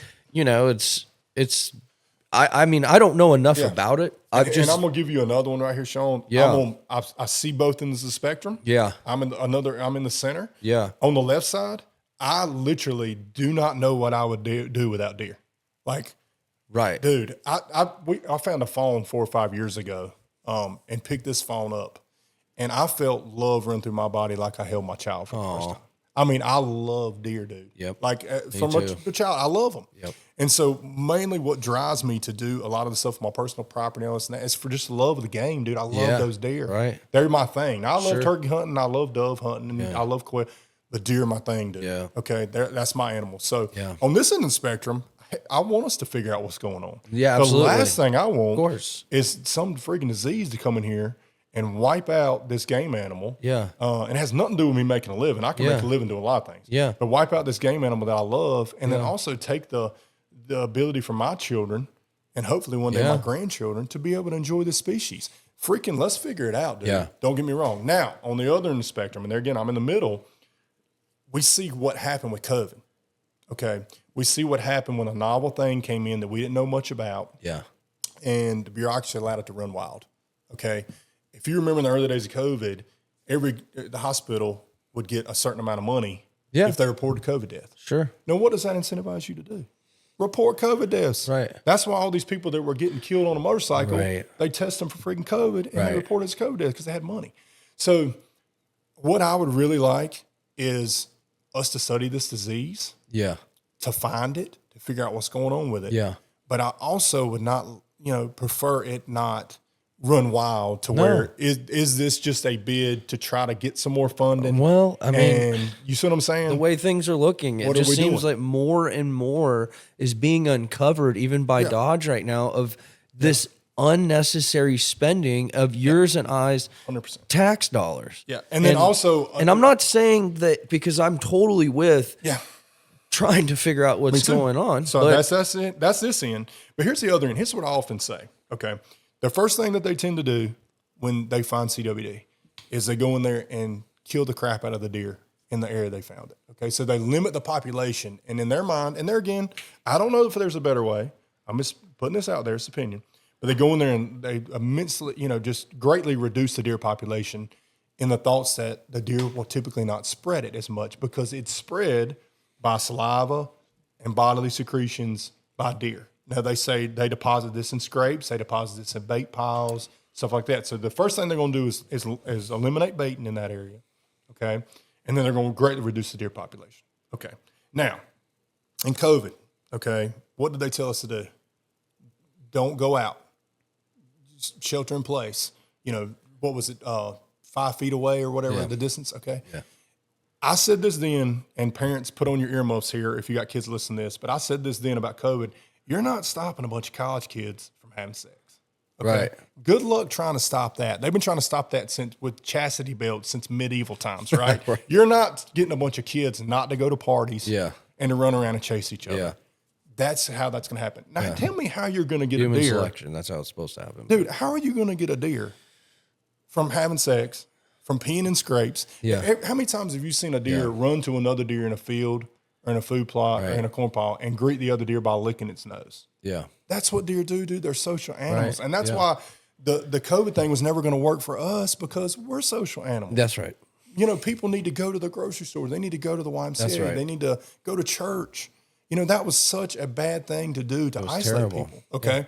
Yeah. So, deer obviously are not like us and they can't reason the way we do. But what I'm getting at is you're not going to stop them from socializing. Yeah. If they see another deer, they're going to go inspect that other deer. So I think, and I think a biologist and certain people in that world, obviously they know more than I do. They're privy to a lot more information than I do. But they would say, well, we're trying to at least limit it. Okay. The thing I would be more concerned about is instead of eliminating the deer population or doing something, I feel like it's a little arbitrary, like reducing baiting. Because deer, you can remove a bait pile, but then there's 10 scrapes beside it. Right. And deer peeing in it, and then the other deer are licking it. And so anyway, is it coming from the bag of corn you put out? Right. The thing they're saying is this deer sticks his nose in the corn pile. The next, but they're doing that over there across the road. They're already doing it. So I don't feel like that's the answer. No. And that's not. I'm not a bait salesman. No. But look what they did with the chicken situation. They went. They found a couple instances of bird flu, and they said, kill them all. Wipe them, dude. Wipe them out. Well, and now you raise the. Again, we talk about money, not inflammation. Inflation. Yeah. Whereas, why the fuck hasn't the damn regular chicken that you buy to cook and eat, why didn't that price go up? Right, sure. Yeah. Why didn't they get? I know. So you're just telling me that egg chickens, Easter eggers, only got the bird flu, but none of these other meat chickens got it? Yeah. Doesn't make a lot of sense. That's where I'm like, this is where I kind of see it starting to fall over, because all this CWD stuff in North Carolina has happened right there as we got out of COVID. That's just when it all started. And here's the thing, dude. It's going to continue to happen all over the country. Yeah. Because when you look for something really hard. I think it's just been around forever. I think it has to. That's my opinion on it. Deer preserves and deer pens and even moving deer, like we talked about, to restock them. Yeah. There was a lot of deer that were moved around. There was no regulation on it. Yeah. So I would be willing to bet that it's probably always been here to some degree. Mm-hmm. Okay. Whitetails are prolific repopulators or breeders, or, they reproduce rapidly. Yeah. They're really good at it. The does do a great job of raising their fawns. Yeah. There's much better habitat for fawn in here than in places like Colorado. And see, the mule deer, you're seeing a lot of mule deer decline. Yep. And they're often being pushed out by whitetails because whitetails are actually a little bit More better. aggressive. Yeah, they're better. They eat different things. Yeah. They raise their fawns way better. They have much better fawning success. So they reproduce better. So a lot of those mule deer populations are being replaced with whitetails. Yeah. And then Nebraska's one of them. Yep. yeah, they're in areas too, like Colorado, where CWD was initially discovered. Where, man, if you have some bad years where you have too much snow, or you have late green up, man, it can drastically affect your population. And then you have a mule deer that's not as good as reproducing and getting those fawns into the adult population. Then you add in something like CWD. Yeah.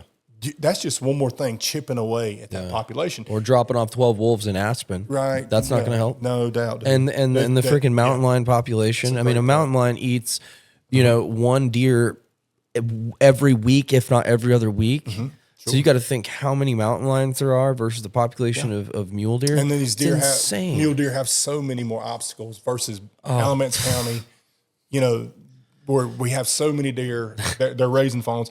So if you add all that up, that CWD is a much bigger deal somewhere like that. Yeah. Or even somewhere like Wisconsin where you have to deal with a lot of snow. There are wolves in Wisconsin. Yeah. So there's just more predation and issues there versus somewhere in the Mid-South like we are, where you don't really have winters that are killing deer. You have coyotes, but they're managed. Right. You're always going to have a population, and you have a lot of deer. So it's not like, I mean, personally, I'm in the woods every day. I've hunted since I was 8 years old, so 30 years. I've never seen a deer with CWD. Okay, I've never seen a deer walking around like a bag of bones with CWD. Now, I'm sure it happens. And there again, I'm on this side of it. All my biologist people out there, let's figure it out, dude. I want these deer around. I pray to the Lord, man. I will be an old man sitting on my gator watching my grandson hold his first deer. Yeah. Lord, I hope I get to that day because I look forward to that. So I want these deer to be here, and I want them to be healthy. And I don't want there to be a stigma on eating them. No. Because we need people to feel comfortable eating them. So we can say, hey, man, this population, let's not go kill all these deer. Yeah. They're not dangerous. They're valuable. So the last thing I want is CWD to come in here and make people scared to eat them, scared to have them in their yard. I want them to be of high value. But I also don't want to go to this end of the spectrum where we're killing all of them, reducing populations, not allowing people to bait necessarily, because a lot of people don't know how to hunt other than putting out bait. So that's part of their pastime. Yeah. So let's just be careful that we're not discouraging people over here with this extreme policy, not to hunt, to give up hunting, to be scared to eat meat, while at the same time on this end we figure out what's going on. Yeah. You know what I'm saying? And we allocate funds to it. But like you said with Doge, there's a lot of misuse of that, so where we got to find that even ground, I don't know. Yeah. But, well, I mean, that's what they're doing. Middle ground. It's nice that, we're actually having this discussion, because what comes to my mind is like, be involved, you know what I mean? Like, try to educate yourself. Yeah, try to educate yourself, get to the bottom of things, ask questions, show up to these conservation meetings, be involved in not just the aspect. I mean, because all I really want to do is, get ready, I'm ready for season to start, that's all my focus is. But obviously this is kind of, now that I'm kind of a light bulb went off actually, and I'm like, maybe I should start doing a little more research and, understanding when I do come across the conversation, because most of these people are just like, taxidermists that I talk to and stuff like that, and they're all just like, I don't buy into it. Yeah, it's like, but why are they bringing this up if it's not true? We don't know. It's true. There's a real thing. CWD is real. Right, it is real. It's real, but we don't see it. But why are they pushing this? You can't. It's like, okay, I'm hunting on the border of a county, but this county says I can't do this. This county says I can do this. This guy's not accepting a deer because CWD, or I don't know. I mean, it's a lot. Yeah, it's like full disclosure. I was used to be the president of our local QDMA branch years ago, Quiet Deer Management Association. Oh, really? They're now National Deer Association. They have been on the forefront of CWD for 15 years. Here, 12s. I was the president at Alamance County branch, but we have them. There's ones in Wake. I mean, they're all over the state. Gotcha. They're all over the country. So I've been to a lot of these meetings, and I voiced my opinion strongly, and I kind of towed the party line with them. What kind of changed And they're still doing great work, man. That is an excellent organization. If somebody wants to learn more about deer, about habitat, about help work, NDA, National Deer Association is the excellent place to start. Everybody should be involved in that if you're a deer hunter. You should be a member of it. Excellent magazine they put out. Great organization, okay? Do a lot for our hunting rights. But one issue I ran into is when COVID happened and we saw like the government overreach, the nonsense of you can't go on the beach. We're going to put sand in the skate park. You can't go to church. I mean, it was just like, I didn't even think that was possible. And so it made me almost step back and say, okay, do people have ulterior motives in the CWD thing? Yeah. Because if they find it, all of a sudden, if you find it, you get all this federal funding to research it. More control. And so that's my concern. Well, that is very much going on. There's without a doubt, that is absolutely going on because, the people that we don't agree with at the top, way up there. I mean, it's trickle effect down. Starting with the governor and his policies and things like that, and the way people think, because not everybody hunts. Yeah, sure. You know what I mean? Not everybody has that same. And not everybody looks at a deer like a valued resource the way we do. No, people still think that that when you go to Harris Teeter, that's the way it's. God drops off a load. Santa Claus rolls into Harris Teeter and loads those shelves up with meat. That's the way people think. They have no idea where that thing came from or what happened. No clue. But all you're doing is subbing out your killing. Yeah. Is all you're doing. You're literally, hiring it out. That's a good one. It's 100%. You're subcontracting your killing. We actually did the killing. That's great. And butchered them. And we even go, when we're managing, we even go farther to where we do feel like we're raising them, we're growing them. Like that is our crop ultimately. Is really healthy animals. And so we take that, the ultimate harvest is killing the deer that we shed all the blood for, burning and running tractors and planting stuff and spent the money. Yeah.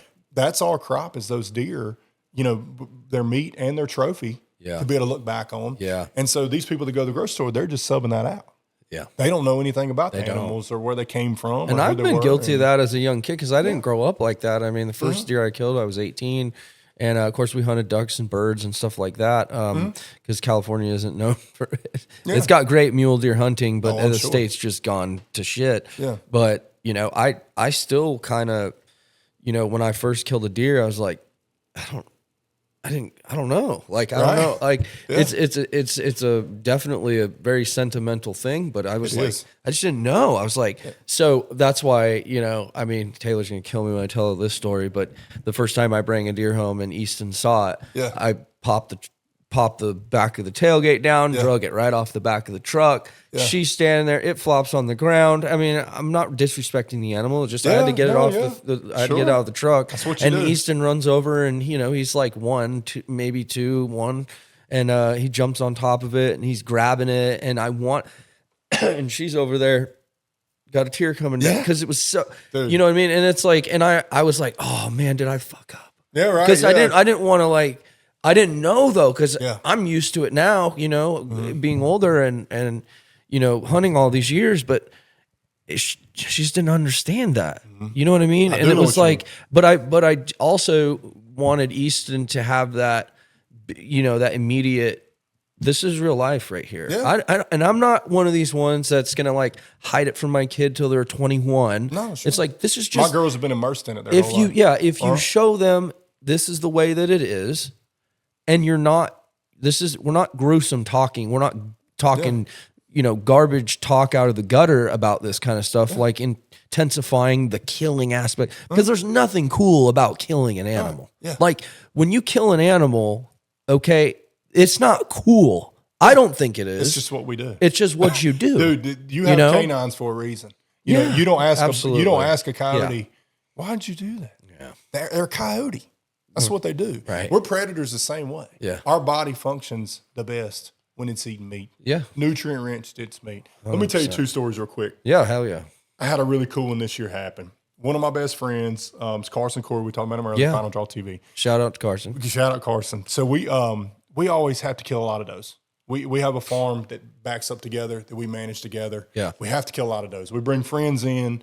He's got 2 kids that are shooting that are excellent woodsmen and hunters. We're bringing up. We have a ball with them, but we have to kill a lot of does. So we'll get together on sometimes better, times of the year where it's not affecting our buck hunting, and we'll try to kill a pile of does.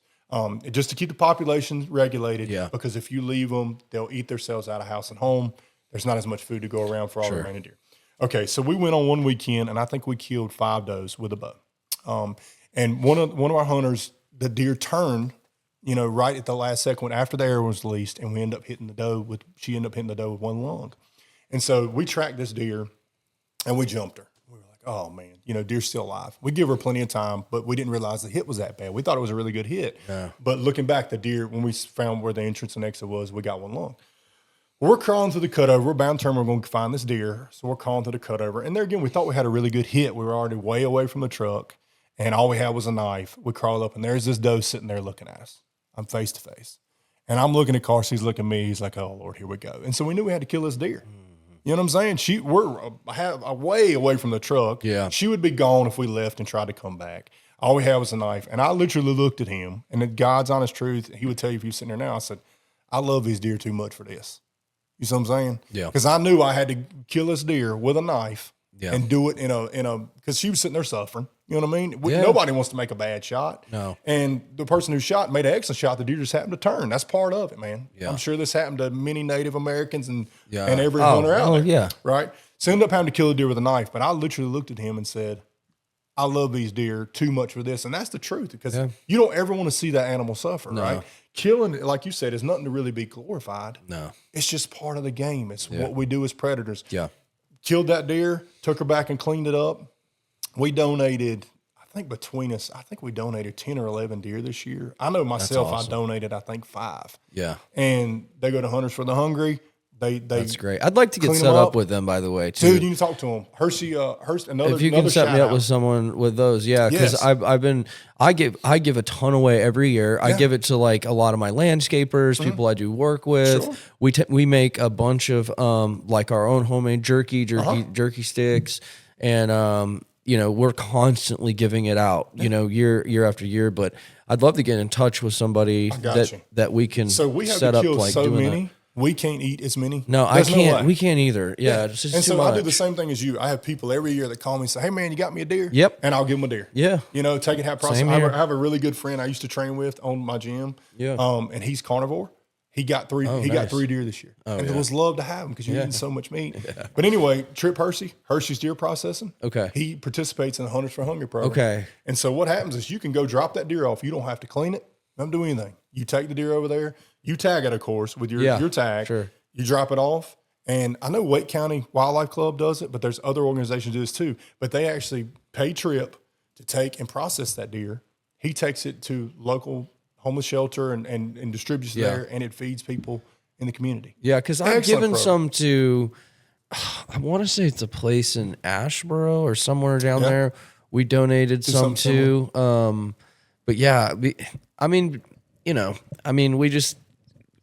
don't. I can't eat. I know, and honestly, you want to share it with somebody. Yeah, and that's what I feel. That's kind of my Christmas present every year. I mean, it costs. I process it. It costs me money to get it processed. Sure. We don't. I guess don't do it anymore. I like to just take it to my guy and he cuts it. Well, you don't have time for it. That's one of the things you get. I'm not going to sit here all weekend and fucking, shout out, I give a lot of respect to Steven because he will sit up all weekend long and he will grind every piece of that thing down to the damn bone. Right. And I'm like, dude, I don't, he's like, it's just, I have a lot of respect for it because he's like, it's just, it's, for me, it's like it's the full process, and use every bit of it. But again, taking it to these meat processors and stuff like that, it's a great way to we have to keep that population low, and let it go to a good cause and help people. Yeah. Another story I love to tell is my girls went to AO. My oldest daughter was at AO, and I think she was in the kindergarten or first grade. But we always rabbit hunt at the last day of rabbit season every year, and we kill a pile of rabbits, run little beagles with them, and my girls love to go. They're there for the dogs. They don't care about a rabbit. Right. They want to see the dogs. But anyway, she had told her little after school teacher that she was going rabbit hunting. And her teacher, she was an older lady, she said, you tell your daddy I love some rabbits. Bring me some rabbits. And so my oldest one and she was there again in kindergarten, first grade. She was like, Miss Wanda wants some rabbits. And I said, you sure? And I seen Miss Wine the next day at pickup. I was like, you sure you want? Because I'm going to bring you some. You better be serious. She said, I'll take everyone you can kill. And so sure enough, we killed 8 or 10 that Saturday. We cleaned them all up, had a little packable cooler, one of those styrofoam you just give away. Nice. We brought her those 8 or 10 rabbits, and she still talks about this to this day. You would have thought we brought her a $100 gift card to 584 Grill or something. Yeah. And she loved that. So my daughters got to see, there again, you're talking about Easton. My daughters got to see, we went and hunted, we cleaned this game up, we took care of it, and we gave it to somebody. That's great. Who loved it. And she laughed. She was there again, an older lady. She said, I couldn't tell you the last time. I grew up eating rabbits. I can tell you the last time I've had a rabbit, because that's kind of a little bit of a dying thing. Yeah. But anyway, it was just a way to show those girls, we're doing something with this game. We're not just shooting and throwing it into the ditch. No. We're managing a population, right? And then we're taking this and feeding somebody with it. Yeah. And a lot of times it's ourselves. But anyway, we use every bit of it. Yeah. So when the day I came up to the Dixie Classic a couple weekends ago, we were my son had a birthday party prior to going, so we were up at the whatever that game center place is, and we were sitting there, and the parents there weren't particularly like you and I, right? And he's sitting there, and so he's sitting there talking to his buddy, and he goes really loud. And it's kind of quiet, but the kids are all talking and stuff. There might have been maybe 10 kids or 12 kids or whatever, and he's like, my dad kills deer. We're gonna go see deer that are on the wall, and I'm just sitting there by myself, like kind of in the corner, and I'm like, I was like, and every parent in there was like, did he just say that? Like, right? Yeah. I'm like, wow, we are a little different. Oh, dude, 100%. But in the back, I'm like, dude. Well, see, my girls, like I told you, they've been so immersed in their whole life, they just think everybody's like. He don't pay attention. He's not even like. It's a not phased by it. Nah, he and doesn't. See, that's how mine are. They think it's almost strange when you're not from a hunting family. That's right. Because a lot of our friends, they're getting Carson and Lindsay. They got a little boy and little girl similar age to my daughter. They grew up in the same life. So a lot of our friends, family, other people, they hunt. And so when they go to school and there's kids there that don't hunt, they're like, "What does your dad do?" And they'll tell them, and they think, "Oh man, that's weird. You shouldn't kill animals." And my girls are looking at them like, "What?" And I always tell my daughters, I'm like, "Ask them if they eat chicken." Yeah. Ask them if they eat beef because they killing animals. Right. They're again subbing it out, but they know no other way. Than the hunting life that we have. So yeah, but I mean, I think that's kind of like, in my way of like, I think that we've gotten so far away from that kind of primal type of life that, because everything in America is just for ease, you know what I mean? Sure. Like if I can't have it right now, I ain't got enough time. I know. And that's a problem because that is true oftentimes. It is true. That we don't have enough time because of the way we work and such. But there again, you talk about that primal thing. You were talking about everybody had it in them earlier. For sure. I have had so many buddies that have not had the opportunity to hunt early in life. Yeah. That have come hunting with me. I've seen it with my friends. They've kind of mentor guys that were 18, 19, 20, even in their 30s that like get bit by it and they get buck fever. Yeah. To where they're like, I've never seen a deer in a deer stand. And what is this? And I think it comes back to that primal, like you said, 100%. Instinct of us having to come up and hunt and forage. And my mom, she's 66. She remembers when she was a little girl that sometimes if her dad, Buck, if he did not go out and kill a squirrel or kill a rabbit or kill something like that, they just weren't going to eat meat that night. No. So that was a whole nother thing that you and I have never experienced. No. That was their reality. No. And that's my mom. So there's many people walking around today that are alive that experience true, subsistence hunting. Where they actually had to go out because they were doing it to eat that night. And it was a whole nother world. So not to say they were indigent or anything, like, you know what I'm saying? But the truth of it is a lot of their meat came from hunting. Yeah. You know what I mean? And it is sad that we're so removed from that. Yeah. Even to the point to where we can almost people can be pompous about it. You know what I mean? To where they're like, that's terrible y'all are doing that. And you're thinking, have you ever seen a cow in a feedlot? Yeah. You know what I'm saying? So you're saying you're better? That is terrible. You know what I mean? Like that deer lived an excellent life until that 1 second that it was taken. Yeah. And then 99 out of 100, we're doing it in the most ethical way possible. Yeah. You know what I'm saying? Yeah. So people getting up on their high horse about, eating something that was foreign versus us killing a wild animal. Yeah. It's kind of ridiculous if you stop and think. Yeah. Well, and then you got into the, you get into like, obviously, people that don't eat meat and things like that. Yeah, There's like a lot of controversy in that and as well. And teach his own. Everybody's, everybody is different at the end of the day. And well, dude, I've never gotten on to anybody. Have you ever been ugly to somebody about being a vegetarian? No, I want to be. Well, there again, I know what you mean. You might look at them like, what? Stop. Right. But you would never be like, no, you freaking vegetable. You know what I'm saying? Like, go ahead. So why come at me? No. That I don't get. Yeah. You know what I'm saying? To each his own. But yeah, we I'm a big advocate for like kind of telling the truth about things and like not kind of hiding. Like this is real life, man. Agreed. Going back to the primal thing. I mean, I bring someone this year, first time hunter, which is great. Killed a buck. It was awesome. I was so freaking pumped up, dude. I was the first time the first time I had I was with my nephew hunting and he shot his first buck. I was probably more excited to watch that happen than, me killing my first buck. I'll be honest. That was actually more fun than me killing my first buck. And it was just the fact that like now every year. Yeah. Uncle Sean, when we go and hunt. Let's go, dude. And you know what I mean? You made such an impression in him. I feed that. I'm dude, like 100%. You made a hunter shit. Yeah. It's amazing. So Carson has a little boy named Tracer. Tracer, I think now is. That's a cool name. Yeah, I love it, dude. Yeah, Tracer. So he's 6 or 7. Forgive me, Tracer. I love taking him hunting. This kid is a stone cold killer. He shoots with a crossbow, and he is an absolute stone cold killer. And the first time I ever took him, I've taken him 3 or 4 times now. He kills a deer every time we go. He's just unbelievable. But I was so nervous. These deer are working in, and I'm so nervous, like getting the window open to the stand, making sure he's set up. I'm over here shaking like a leaf, trying to film it and all that stuff. And he's just over there ice cold. Cold. Just looking at me like, just tell me when I'm good. Yeah. And all you got to tell him is how far the deer is. And I was like, Tracer, he's 20. And he knows which point to put his crossbow scope on.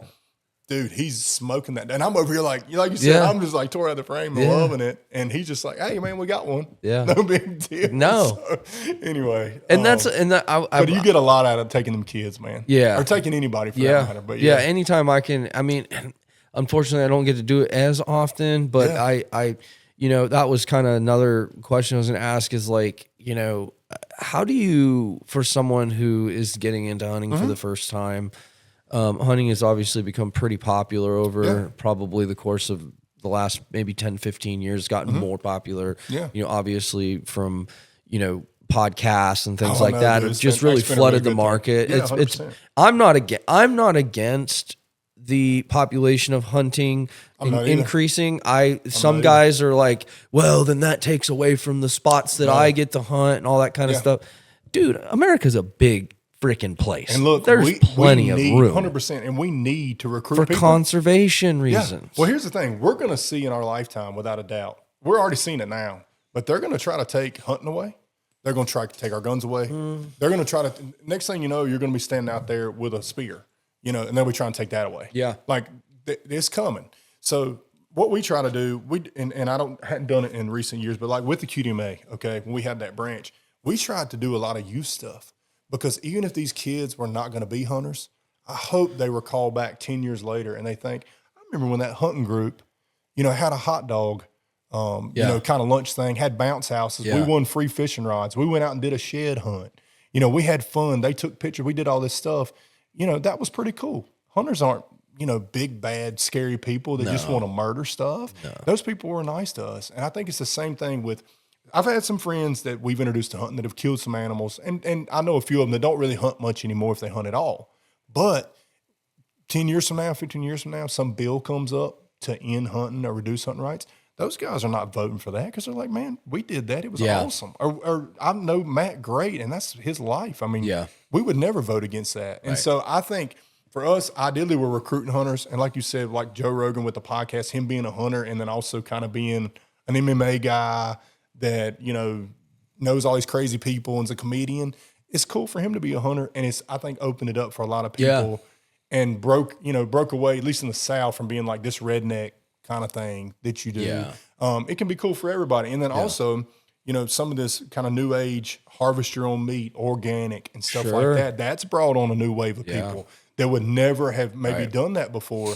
And are looking at it maybe not so much as a sport, but as a way to there again forage and get food, get native or organic food. Right. So I love that, and I think it's something we should be doing as hunters. And I think we should remember that when we're in the woods or we're running into other hunters, and when we're talking to kids. But the number one thing I would tell people, and I often tell people, is you make it what it is. Okay, so for me, I've been hunting for 30 years. I like older deer, not necessarily giant scoring deer all the time. I love killing giant scoring deer, but I love older deer. That's me. But I have a lot of my clients that if it's a 2-year-old, it is on the hit list, right? And then I've got some guys that have never killed deer, just like Little Tracer. He killed his first buck this year. Oh, wow, nice. Beautiful little 2-year-old deer. Why in the world would we ever hold him to the standard of what we're doing? No, it's a trophy to him. 100%. And it's the same thing if you're 30. Yeah.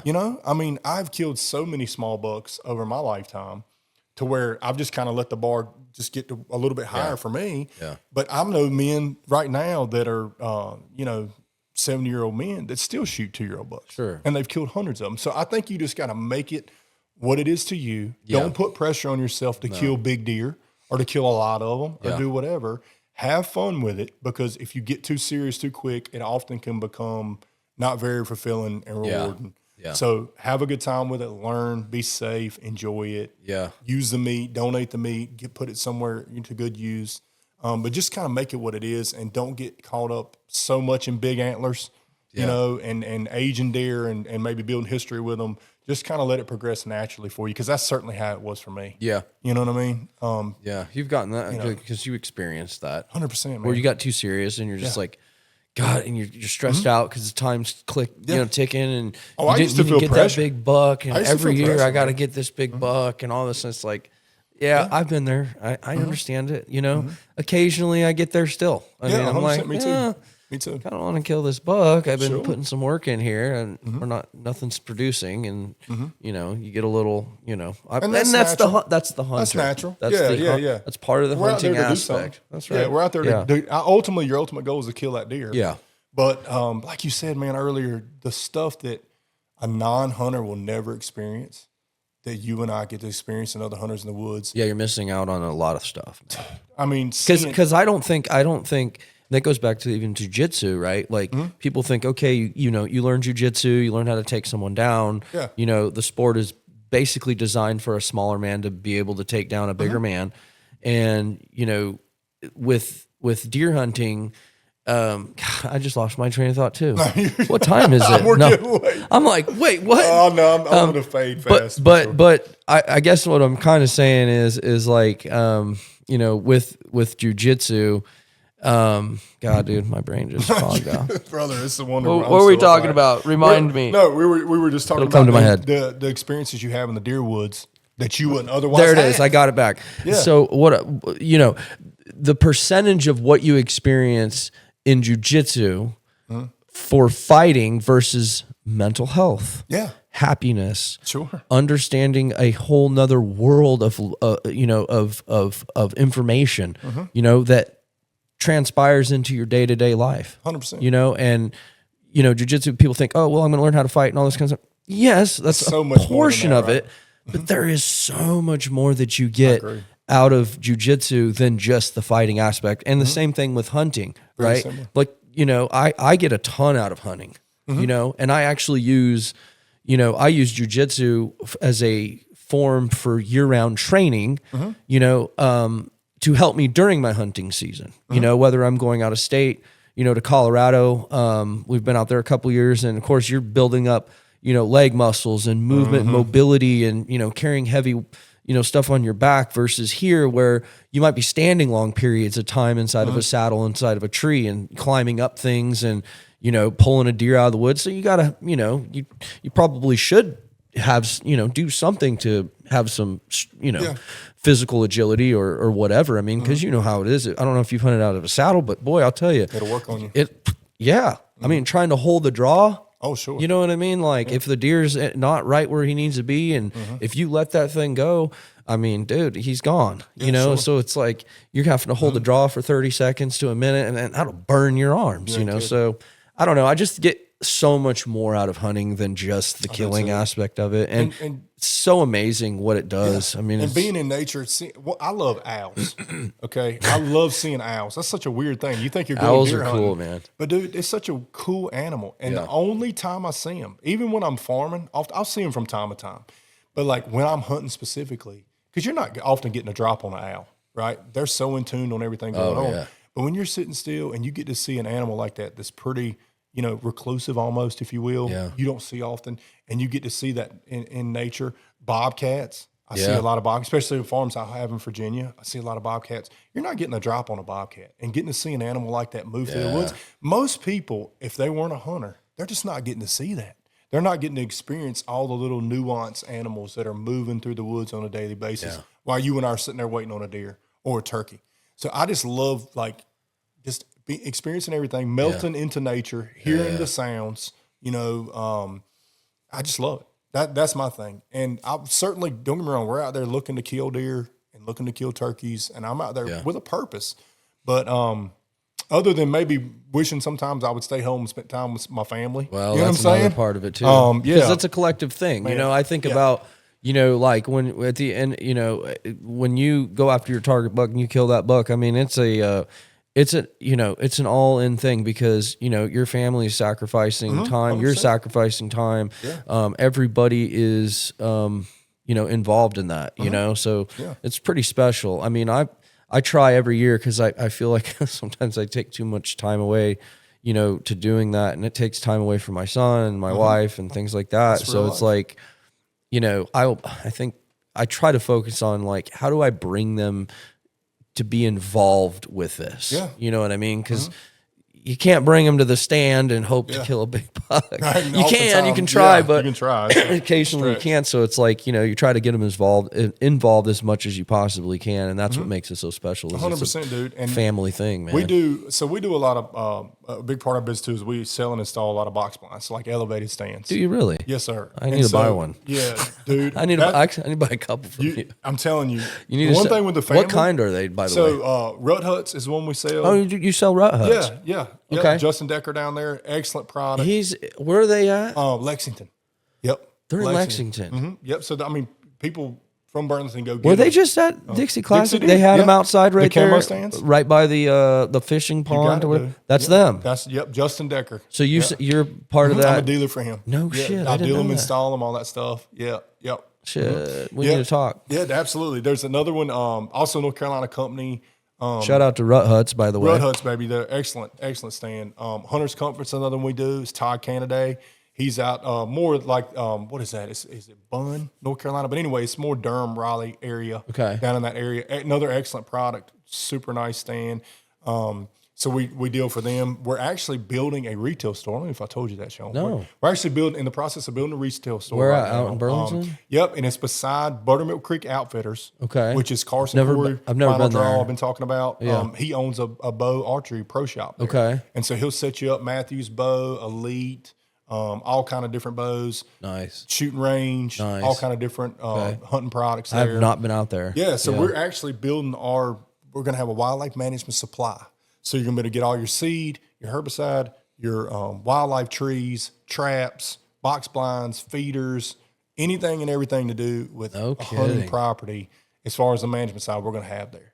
Nice. So we'll have their products. So we're going to carry a few more box blinds too and feeders and different things like that. But what I'm getting at with those box blinds is they really shine when you want to take the whole family.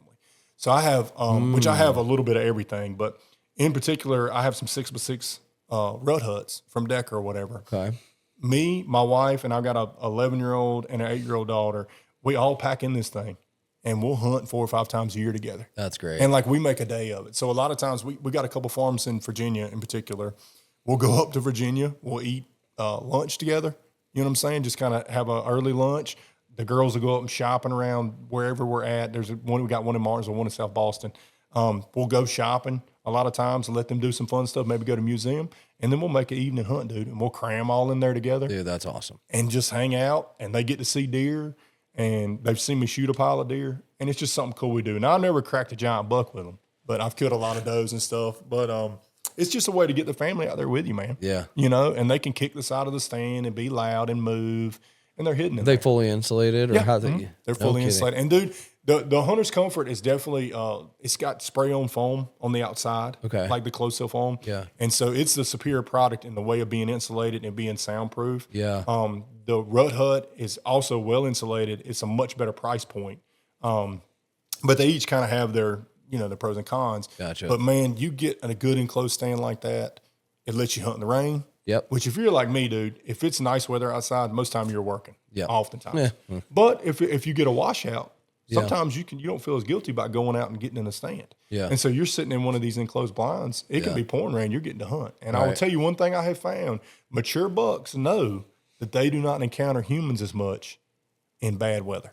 Right. Because most of the time we're not going to sitting out in a open stand when a pouring rain. No. So a lot of times those deer will move in that, depending on the time of the year, but also they'll move right after it's done. Yeah. When me and you are like, man, I'm not getting in that crap. Or prior.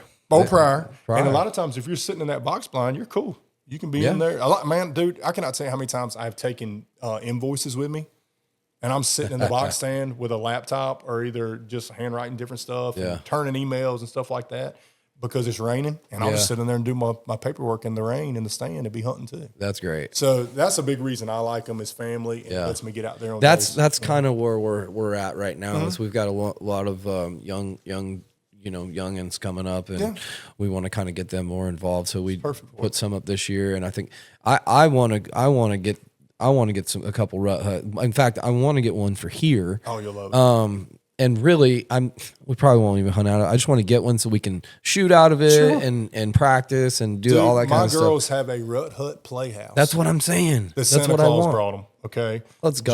Justin Decker. Yes, went in with Santa Claus and figured out this Rut Hut playhouse. But he can build it any color that the metal comes in. They have a teal green, 8-foot elevated Rut Hut playhouse that we also hunt out of, and it's within 100 yards of my back porch. We'll see. That's You know what I mean? That's what I want to do here. Oh, it's perfect, man. The kids will love it. You can practice shooting your bow out of it. I do it all the time. Yes. And then we hunted out of it some this year. That's great. Yeah, super cool. One question I do want to ask you is so go back to the very first hunt, or the very first time someone hunts and wants to hunt. Mm-hmm. A lot of it is obviously private land. Mm-hmm. Most of it is now. So I mean, there's still a lot of opportunity to hunt game. So that's my question is where would you send somebody that doesn't have access to land like we have access to and wants to get into hunting? Where would you send them? There is a lot of opportunity for game lands in North Carolina. One of the biggest game lands in North Carolina is actually in Caswell County. It's R. Wayne Bailey game lands. I think I'm going to mess it up, but it's many, many thousands of acres. Yeah, I think it's around 2,000 or 3,000. Yeah, it's many. I think it's quite a bit bigger than that. But it's is it? Okay. Yeah, Okay. but it's many thousands of acres. There's actually a lot of programs and classes offered by the state of North Carolina, and there's a few private organizations that offer classes for people to kind of learn more about hunting and get in it as a novice. I will tell you one thing that's worked for me on both sides. As when I was coming up young, luckily I had family members.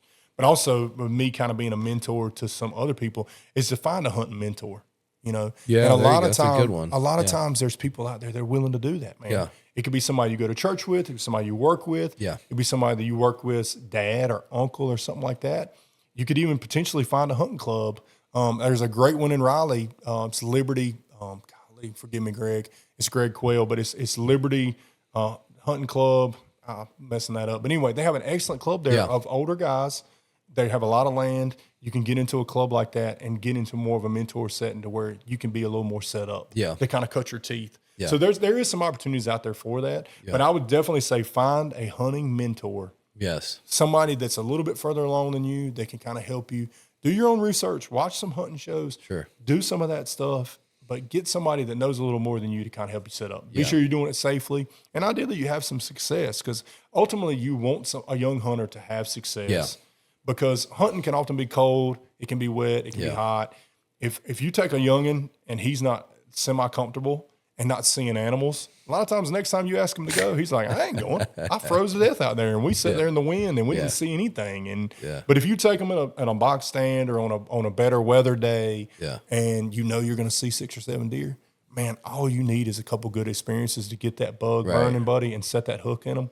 And they'll be hunters. Yeah. Or they'll at least want to go when you go. Yeah. Because both of my girls, my oldest daughter is 11, and she tried her hand at shooting for the first time this year.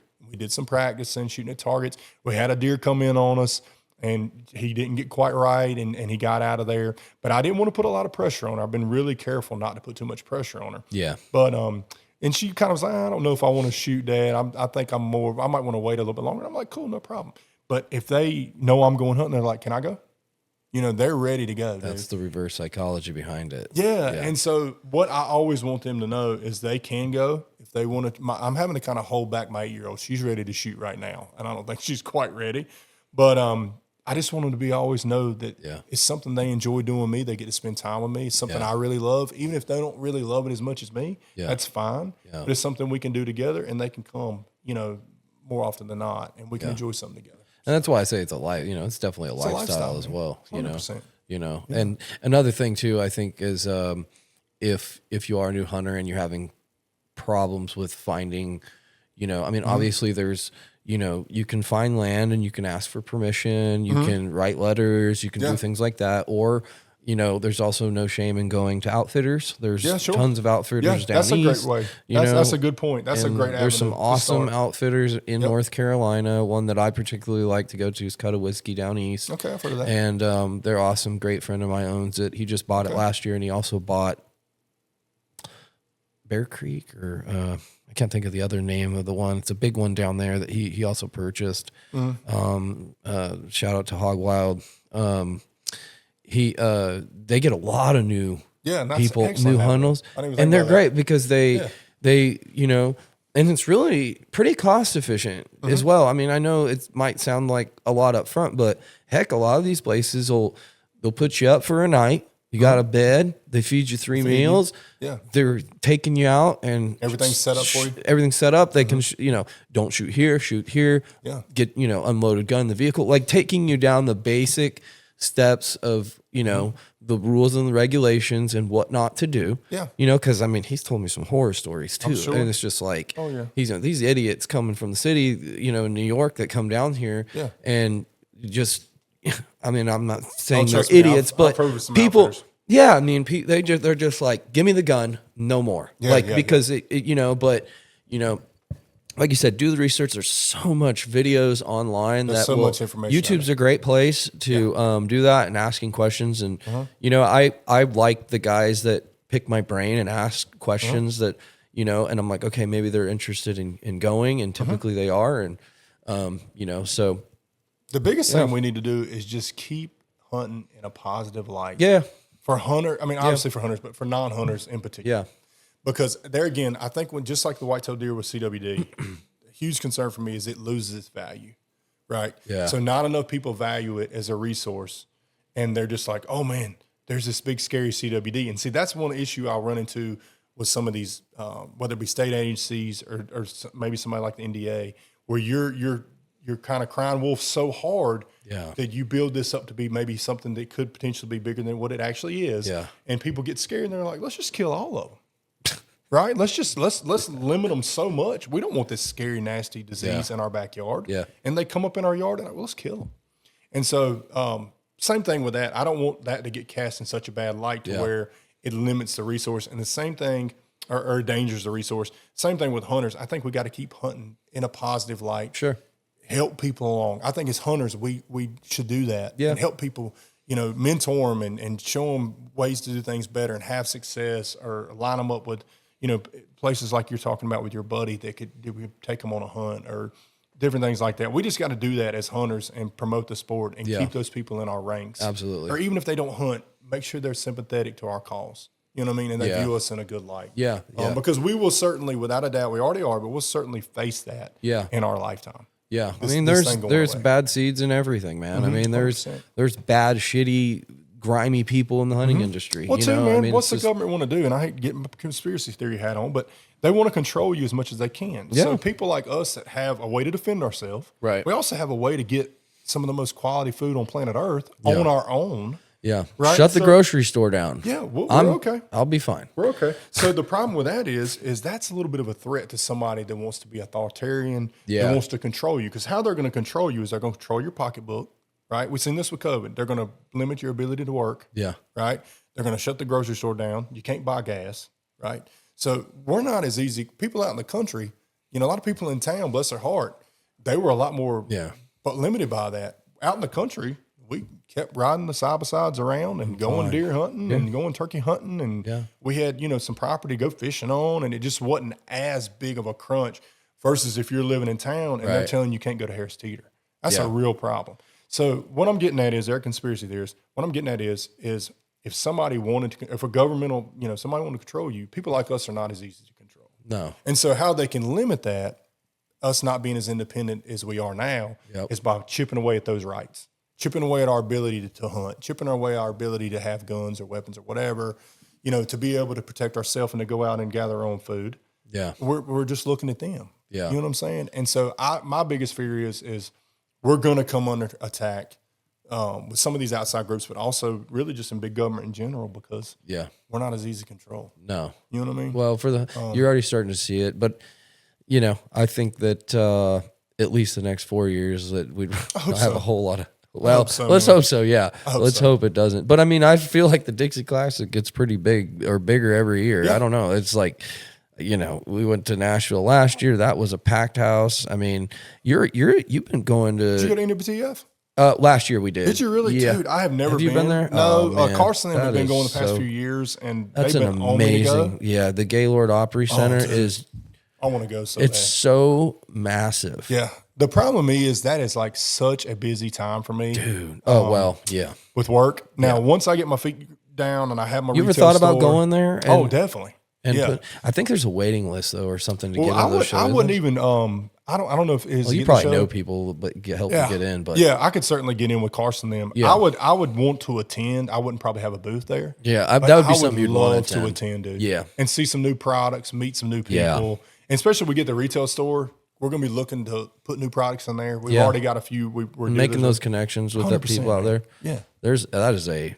Dude. Oh, I've heard it's amazing. That one, and then Cowboy Christmas is huge in Vegas. Cowboy Christmas, never heard of that. Dude. Cool. Oh, it's massive. I mean, it's like, I don't even know how many sections there are. I mean, it take you all day to get through it. Really? Literally all day, not joking. Like, it's so big. But I'd say that one's pretty. I think I seen something that said they had like 80,000 people come through. Maybe that was a Dixie Classic. No, they wouldn't have 80,000. I don't know, man. It was pretty busy this year. It was pretty busy. And I'll tell you, I feel like this year was a little slower than normal. Really? Yeah. I feel like the last year, and especially 2 years ago, I think the weather was so nice this year. People are like, dude, I'm going to go fishing, or I'm going to go shed hunting, or I'm going to go you know what I'm saying? Yeah, I could tell. You know how I could tell? Yeah. Was the Michael Waddell line wasn't as right long. As long. Yeah, normally dude is wrapped around the building. You ain't kidding. Well, I think he did come in later in the day. That one day. I think it was Saturday I was there. Yeah. So he came in later in the day. Mm-hmm. He's normally cool. He is such a good dude. Man, let me just tell you. I'm sure you've talked to him quite often. Yeah, dude. He actually he comes around. 2 stories real quick. He's such an honest dude. He was there 2 years ago. Was it 2 years ago or last year? He was there the last time he was there. I think it was 2 years ago. 2 years ago, yeah. We got blocked in. Well, first off, we went over there and talked to him. One of the guys went over and talked to him, and he came after the show was over and stood in there and talked to us for 20 minutes. All me and my guys that helped me and my wife stood there and talked to us for 20 minutes, just like me and you were talking. Yeah. Just normal, talking about turkey, talking about deer hunting. What do y'all do? What do we do? Cool. Just talk to us like a normal person. And that meant the world to me, and it meant the world to my guys. I mean, we grew up watching this guy, and he and I are closer in age than a lot of my guys that helped me are younger. So I look at him a little bit more like a peer in age anyway. Yeah. Obviously not in this business, but like just more of a peer in age. And it just meant the world to me for this guy to come and talk to us and spend that time. He's wore out. He's been up here talking to people all day. Why in the world would you want to come talk to us? I get that because I talk to people all day. So, I mean, him to do that. Well, then we get blocked in when we're trying to get out there. And so his dad's there. A couple of his guys are there. And we're just standing around. We've already loaded our stuff up. We're blocked in. We're like, can we help y'all load up? And they were like, no, man, we got it. I was like, please let us help. We're standing around with nothing to do. Like, all right, cool. So we helped them load their trailer, and we laughed and cut up with those guys and just picked and played. And they had all this Mountain Dew. And they're like, do y'all want this Mountain Dew? And we're like, no, we're fine. They were like, we don't want to haul it home. We all just take it. Oh, so, that's the year they had all the Mountain Dew. Dude, you remember that? And so they give us cases of Mountain Dew. Oh, that's we awesome. had it in our tool room, which is our office area for our guys. They drank Mountain Dew for like a year and a half off of that. So anyway, just good, great down there people. But they, I felt like when he was on Joe Rogan, I felt like he was like actively representing me. You know what I'm saying? I just felt like it was so powerful because I loved it. It was great. He explained it so well. I did too. And man, I did not. I felt like I would get to run into him this past classic, and our paths never crossed. I just figured it would. And if had I known, looking back, I would have stood in line and just talked to him. Because the one thing I want to tell him is I want to say, man, thank you so much for like representing me and my world and my people and my friends so well, talking so eloquently on a forum that big, a podcast that big, and just talking about our way of life and as hunters and as dads and as husbands and just people from our part of the world that get up and go to work every day. And, you know, I mean, I just felt so well represented there. Yeah. And I thought he did such a great job, and it meant the world to me. That's great. Because so many people do, they look at the hunting life and they see us with our big trucks like that one you got parked outside. And they think, look at this redneck, right? He's probably a moron. You know what I'm saying? Like, I'm from California. What are y'all talking about? Yeah, true. But I'll take a redneck any day. I'm good with it, You've bro. been naturalized. Yeah, my son's born here, so I'm from North Carolina. Sorry. You're naturalized, bro, now. We have accepted you. Thank you. But they look at us like that and like, look at this dumb tail. Yeah. And then you hear somebody like Michael Waddell talk. Yeah. And you're like, oh, this guy's smart. You know Pretty damn like smart. He's in tuned in not just deer hunting or hunting. Yeah. I mean, I just felt like he did such a great job representing us. I'm beating a dead horse, but I feel like he did a great job, and I wish I could have told him that. But man, I felt like it put hunting there again. Yeah. Just one more way to put it in a good light. Talk about the positive things. Yeah. What it's done for your life. You know, the fact that we respect these animals and we're not just out here like looking to kill stuff. Yeah. And that's, I think, a lot of non-hunters that don't have any exposure, they just think we're like looking out there to sport kill something. Yeah. Just the thrill of just killing something. Yeah. And for me, going back to that story with Carson with the doe this year, going back to the story where I picked this fawn up 5 or 6, 7 years ago. I love these animals so much. Yeah. That I mean, I literally, I tell people all the time, it sounds like I'm saying this just because of what I do for a living. Yeah. Promise you not. I will lay in bed sometimes in January and February when it's 15 degrees outside, when there's snow coming, and literally worry if I have enough food available for the deer and the wildlife on my farms. That's crazy. That's how much it means to me. Wow. Because I know how stressful it is for them. Yeah. And I've seen the when they've had good years and when they've had plenty, what they look like, and then I've seen the stress on years where they didn't. Yeah. You know what I'm saying? Yeah. And I literally worry about that. That's how much I care for those animals. So for me, it's like way further down the line than just predator and prey. Yeah. I can literally care for them. And so that's why it bothers me so bad when people put the image out. Yeah. This guy just wants to kill something. Right. He's just out there viciously killing it. Yeah. And I think even when people ask us how many does we kill, I think they look at us like, man, y'all are just like bloodthirsty, right? And we just kill these deer to bring that population down. Yeah. So there's plenty to go around for the remaining deer. Yeah. Because if you didn't, you start seeing stunted small deer because there's just not enough food on the landscape because there's 100 deer there when it really should be 40. Yeah. You know, and that happens. So anyway, that tying that all together, it meant a lot to me. Yeah, he explained things so well. Like, I mean, just in the aspect of like earning your way to, and then obviously talking about one of the stories he was talking about, not on there, it was on a different podcast, but he was talking about he came out of one of the casinos in Vegas one time. Yeah, I think I remember this, but go ahead. And he looked up and he saw himself on the side of a billboard. Uh-huh. And this was when he was with Under Armour at the time. And he was going through some stuff and he just was like, this isn't what I represent. Like it didn't sit well with him. Right. You know what I mean? Mm-hmm. The fame portion of it, right? Yeah. And so I think I have a funny story. We were in Vegas it's been 3 years now, 3 years ago. And we go every year. We'll go out there for Cowboy Christmas, and we try to hit a UFC fight as well while we're there. Man, that sounds like a big time. Oh, it's awesome. It's a great time. And we don't drink and stuff, so it's like we'll sit there and just like hit slots and watch people all night and go eat out nice places. Right. So anyways, I'm sitting there and I'm ripping some slots, and I look to my right, and this guy's sitting next to me, and I'm like, God, that looks like Michael Waddell. He's literally sitting in the chair next to me. And I'm sitting there and I like look over and I go, is your name Michael Waddell? Yeah. And he goes, it sure is, buddy. And we sat there and talked for like 20 minutes. That's amazing. We got up and his wife came over, my wife and his wife were talking. And we were talking. I was like, he's like, what are y'all doing here? And I was like, well, I said, we're coming to watch a Bryson Mitchell fight for the UFC. Yeah. You know, and he's like, oh, that's why we're here. And, wow, okay. you know, so it was really cool to have the connection with somebody that has that, you know, status quo, right? Who's really known in the public eye. But if you didn't know, most people probably don't know him unless you're in our kind of our world. And then, you know, so years after that, or the last couple years I've seen him, I saw him at NWTF, and then, year before that I saw him as well. But just like he's not, you know, you would think you would get that feeling of like, you know, too good for people or anything. But literally, dude, he's not. Well, like, think about it. Most people in the hunting industry, even at the height of, I guess you call it whatever, famous or whatever, these guys are not. That's not. They don't represent that. They're not trying to represent that. And I guess what I'm saying is that there's no such thing as a professional hunter. And Michael talked about that. There's no such thing as that. Yeah. You know. But when somebody gets to that level and makes money, like. You can't be mad at that, man. No, Michael Waddell bought his farm with his own blood, sweat, and tears. Sure. People are like, oh, well, it must be nice that you have this money that you make. He created that's okay. Yeah. But there's no professional hunter, man. No. This is like we talked about lifestyle, bro, and it's you know, I love to do this stuff. I'm just as I'm not kidding when I say this. I am just as passionate about deer hunting and deer in general. Every time I see a doe, I'm like, oh. Right. It just like catches you off guard. Like, who else is with her? Right, you know what I mean? You're always constantly looking, weather days. I mean, we just moved here, so I'm always like, I'll drive down the road to see what deer are in the fields and who's around here. What's going on with this place? You know, and it's fascinating. Wildlife to me is just, I don't know.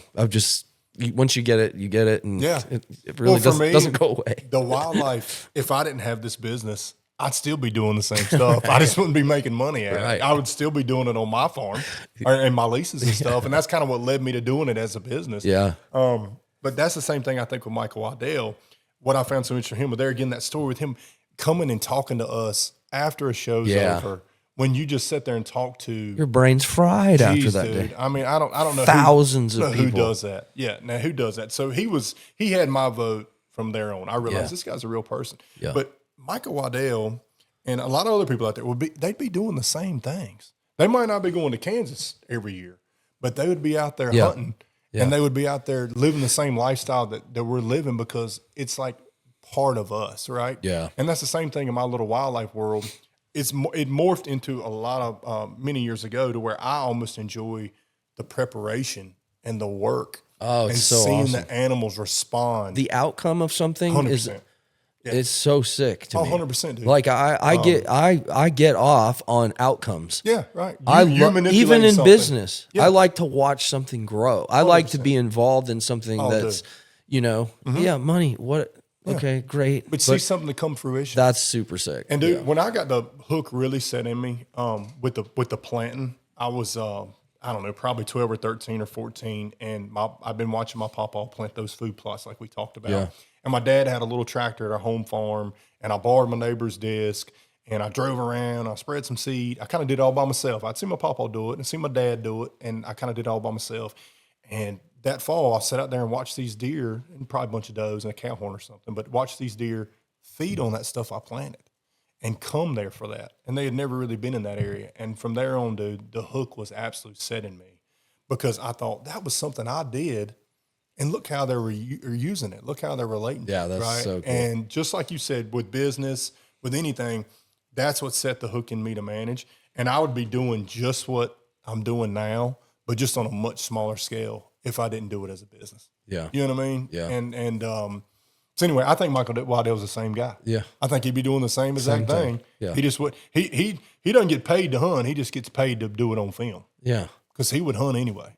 You know what I'm saying? And that's the same thing for me. Yeah. I would be running tractors and burning and planting food plots. I just wouldn't be getting paid for what I'd be doing for myself. And he even says, he's like, look, sometimes luck is on your side. You end up in the right places and end up in the right positions. It just is what it is. You know what I mean? Like, You know, if you believe in a higher power, he's got a goal for you. You know what I mean? And like, you can't deny somebody from, you know, where God places you in your life, you know? So it's really neat. But look, man, we'll get wrapped up, and I can't thank you enough for coming on here and explaining what you did, and you know, you taking time away from your family to come out here on a weeknight and sitting down with me and chatting about all the stuff you have going on. What is real quickly, what's your future look like with what you have going on? You mentioned the you know, you guys are setting up shop now. Dude, I've got so much going on. So anything new that you want to?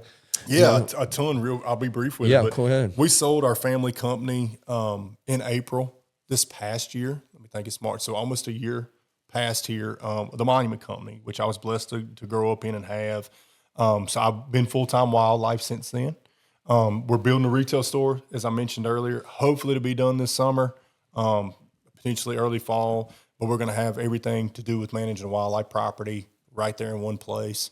For people to come and enjoy. It's going to be right beside, there again, Buttermilk Creek Outfitters, which is an archery pro shop. It's been in business for probably 15 years now, at least a good solid 10. We're going to be working on a podcast. I'd love to talk to you about that. You would be a great help there. And we're going to be working on a YouTube channel. We're getting ready to drop a brand new website, hopefully. Awesome. If not tomorrow, first of next week. Heck yeah. So I just feel like I got so much going on. Another thing I'd love to kind of announce on here, let this drop and talk a little bit about. I know we're wrapping up.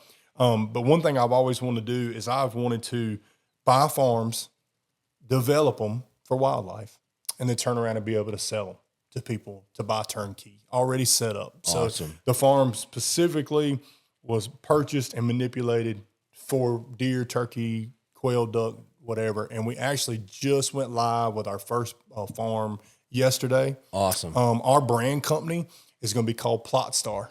Nice. Yeah. So I feel just like a rock star. I feel just like a plot star. Hey. Yeah. So anyway, that's going to be the name of it. So we're going to have our own branded seed.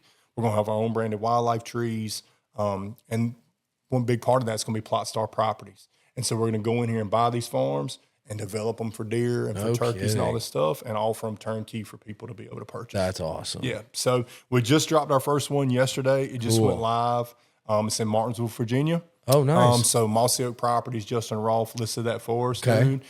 So it's out there. So when this airs, I'm sure that farm will still be out there, hopefully, for people to check out. So that's great. Anyway, it's a lot of stuff going on, a lot of balls up in the air right now. Yeah. But just looking forward to kind of keep trucking on and get all this stuff going. Yeah, dude. Yeah. You're doing great for yourself. I'm super pumped to know you and look at all the growth you're doing and all the different things you have going on. And hey, look, if there's anything we can do to help you guys or whatever, I mean, we're here. And for sure. You know, again, we appreciate your time. Well, thank you for letting me be on here. I hope I closed the loop on some of these stories me and you were talking about. We got off track, but dude, you know, it is what it is, man. There's no such thing as off track on here. So. Right, yeah, we can just let it just keep going, dude. But no, thank you so much for being able to talk, and I enjoyed it. And yeah, just thank you for your platform. We'll do it again, man. For sure, man. Let me know. Appreciate you, brother. All right, bro. Thank you. Yeah, man. All right. That was all. I thought we probably could have talked for another hour, but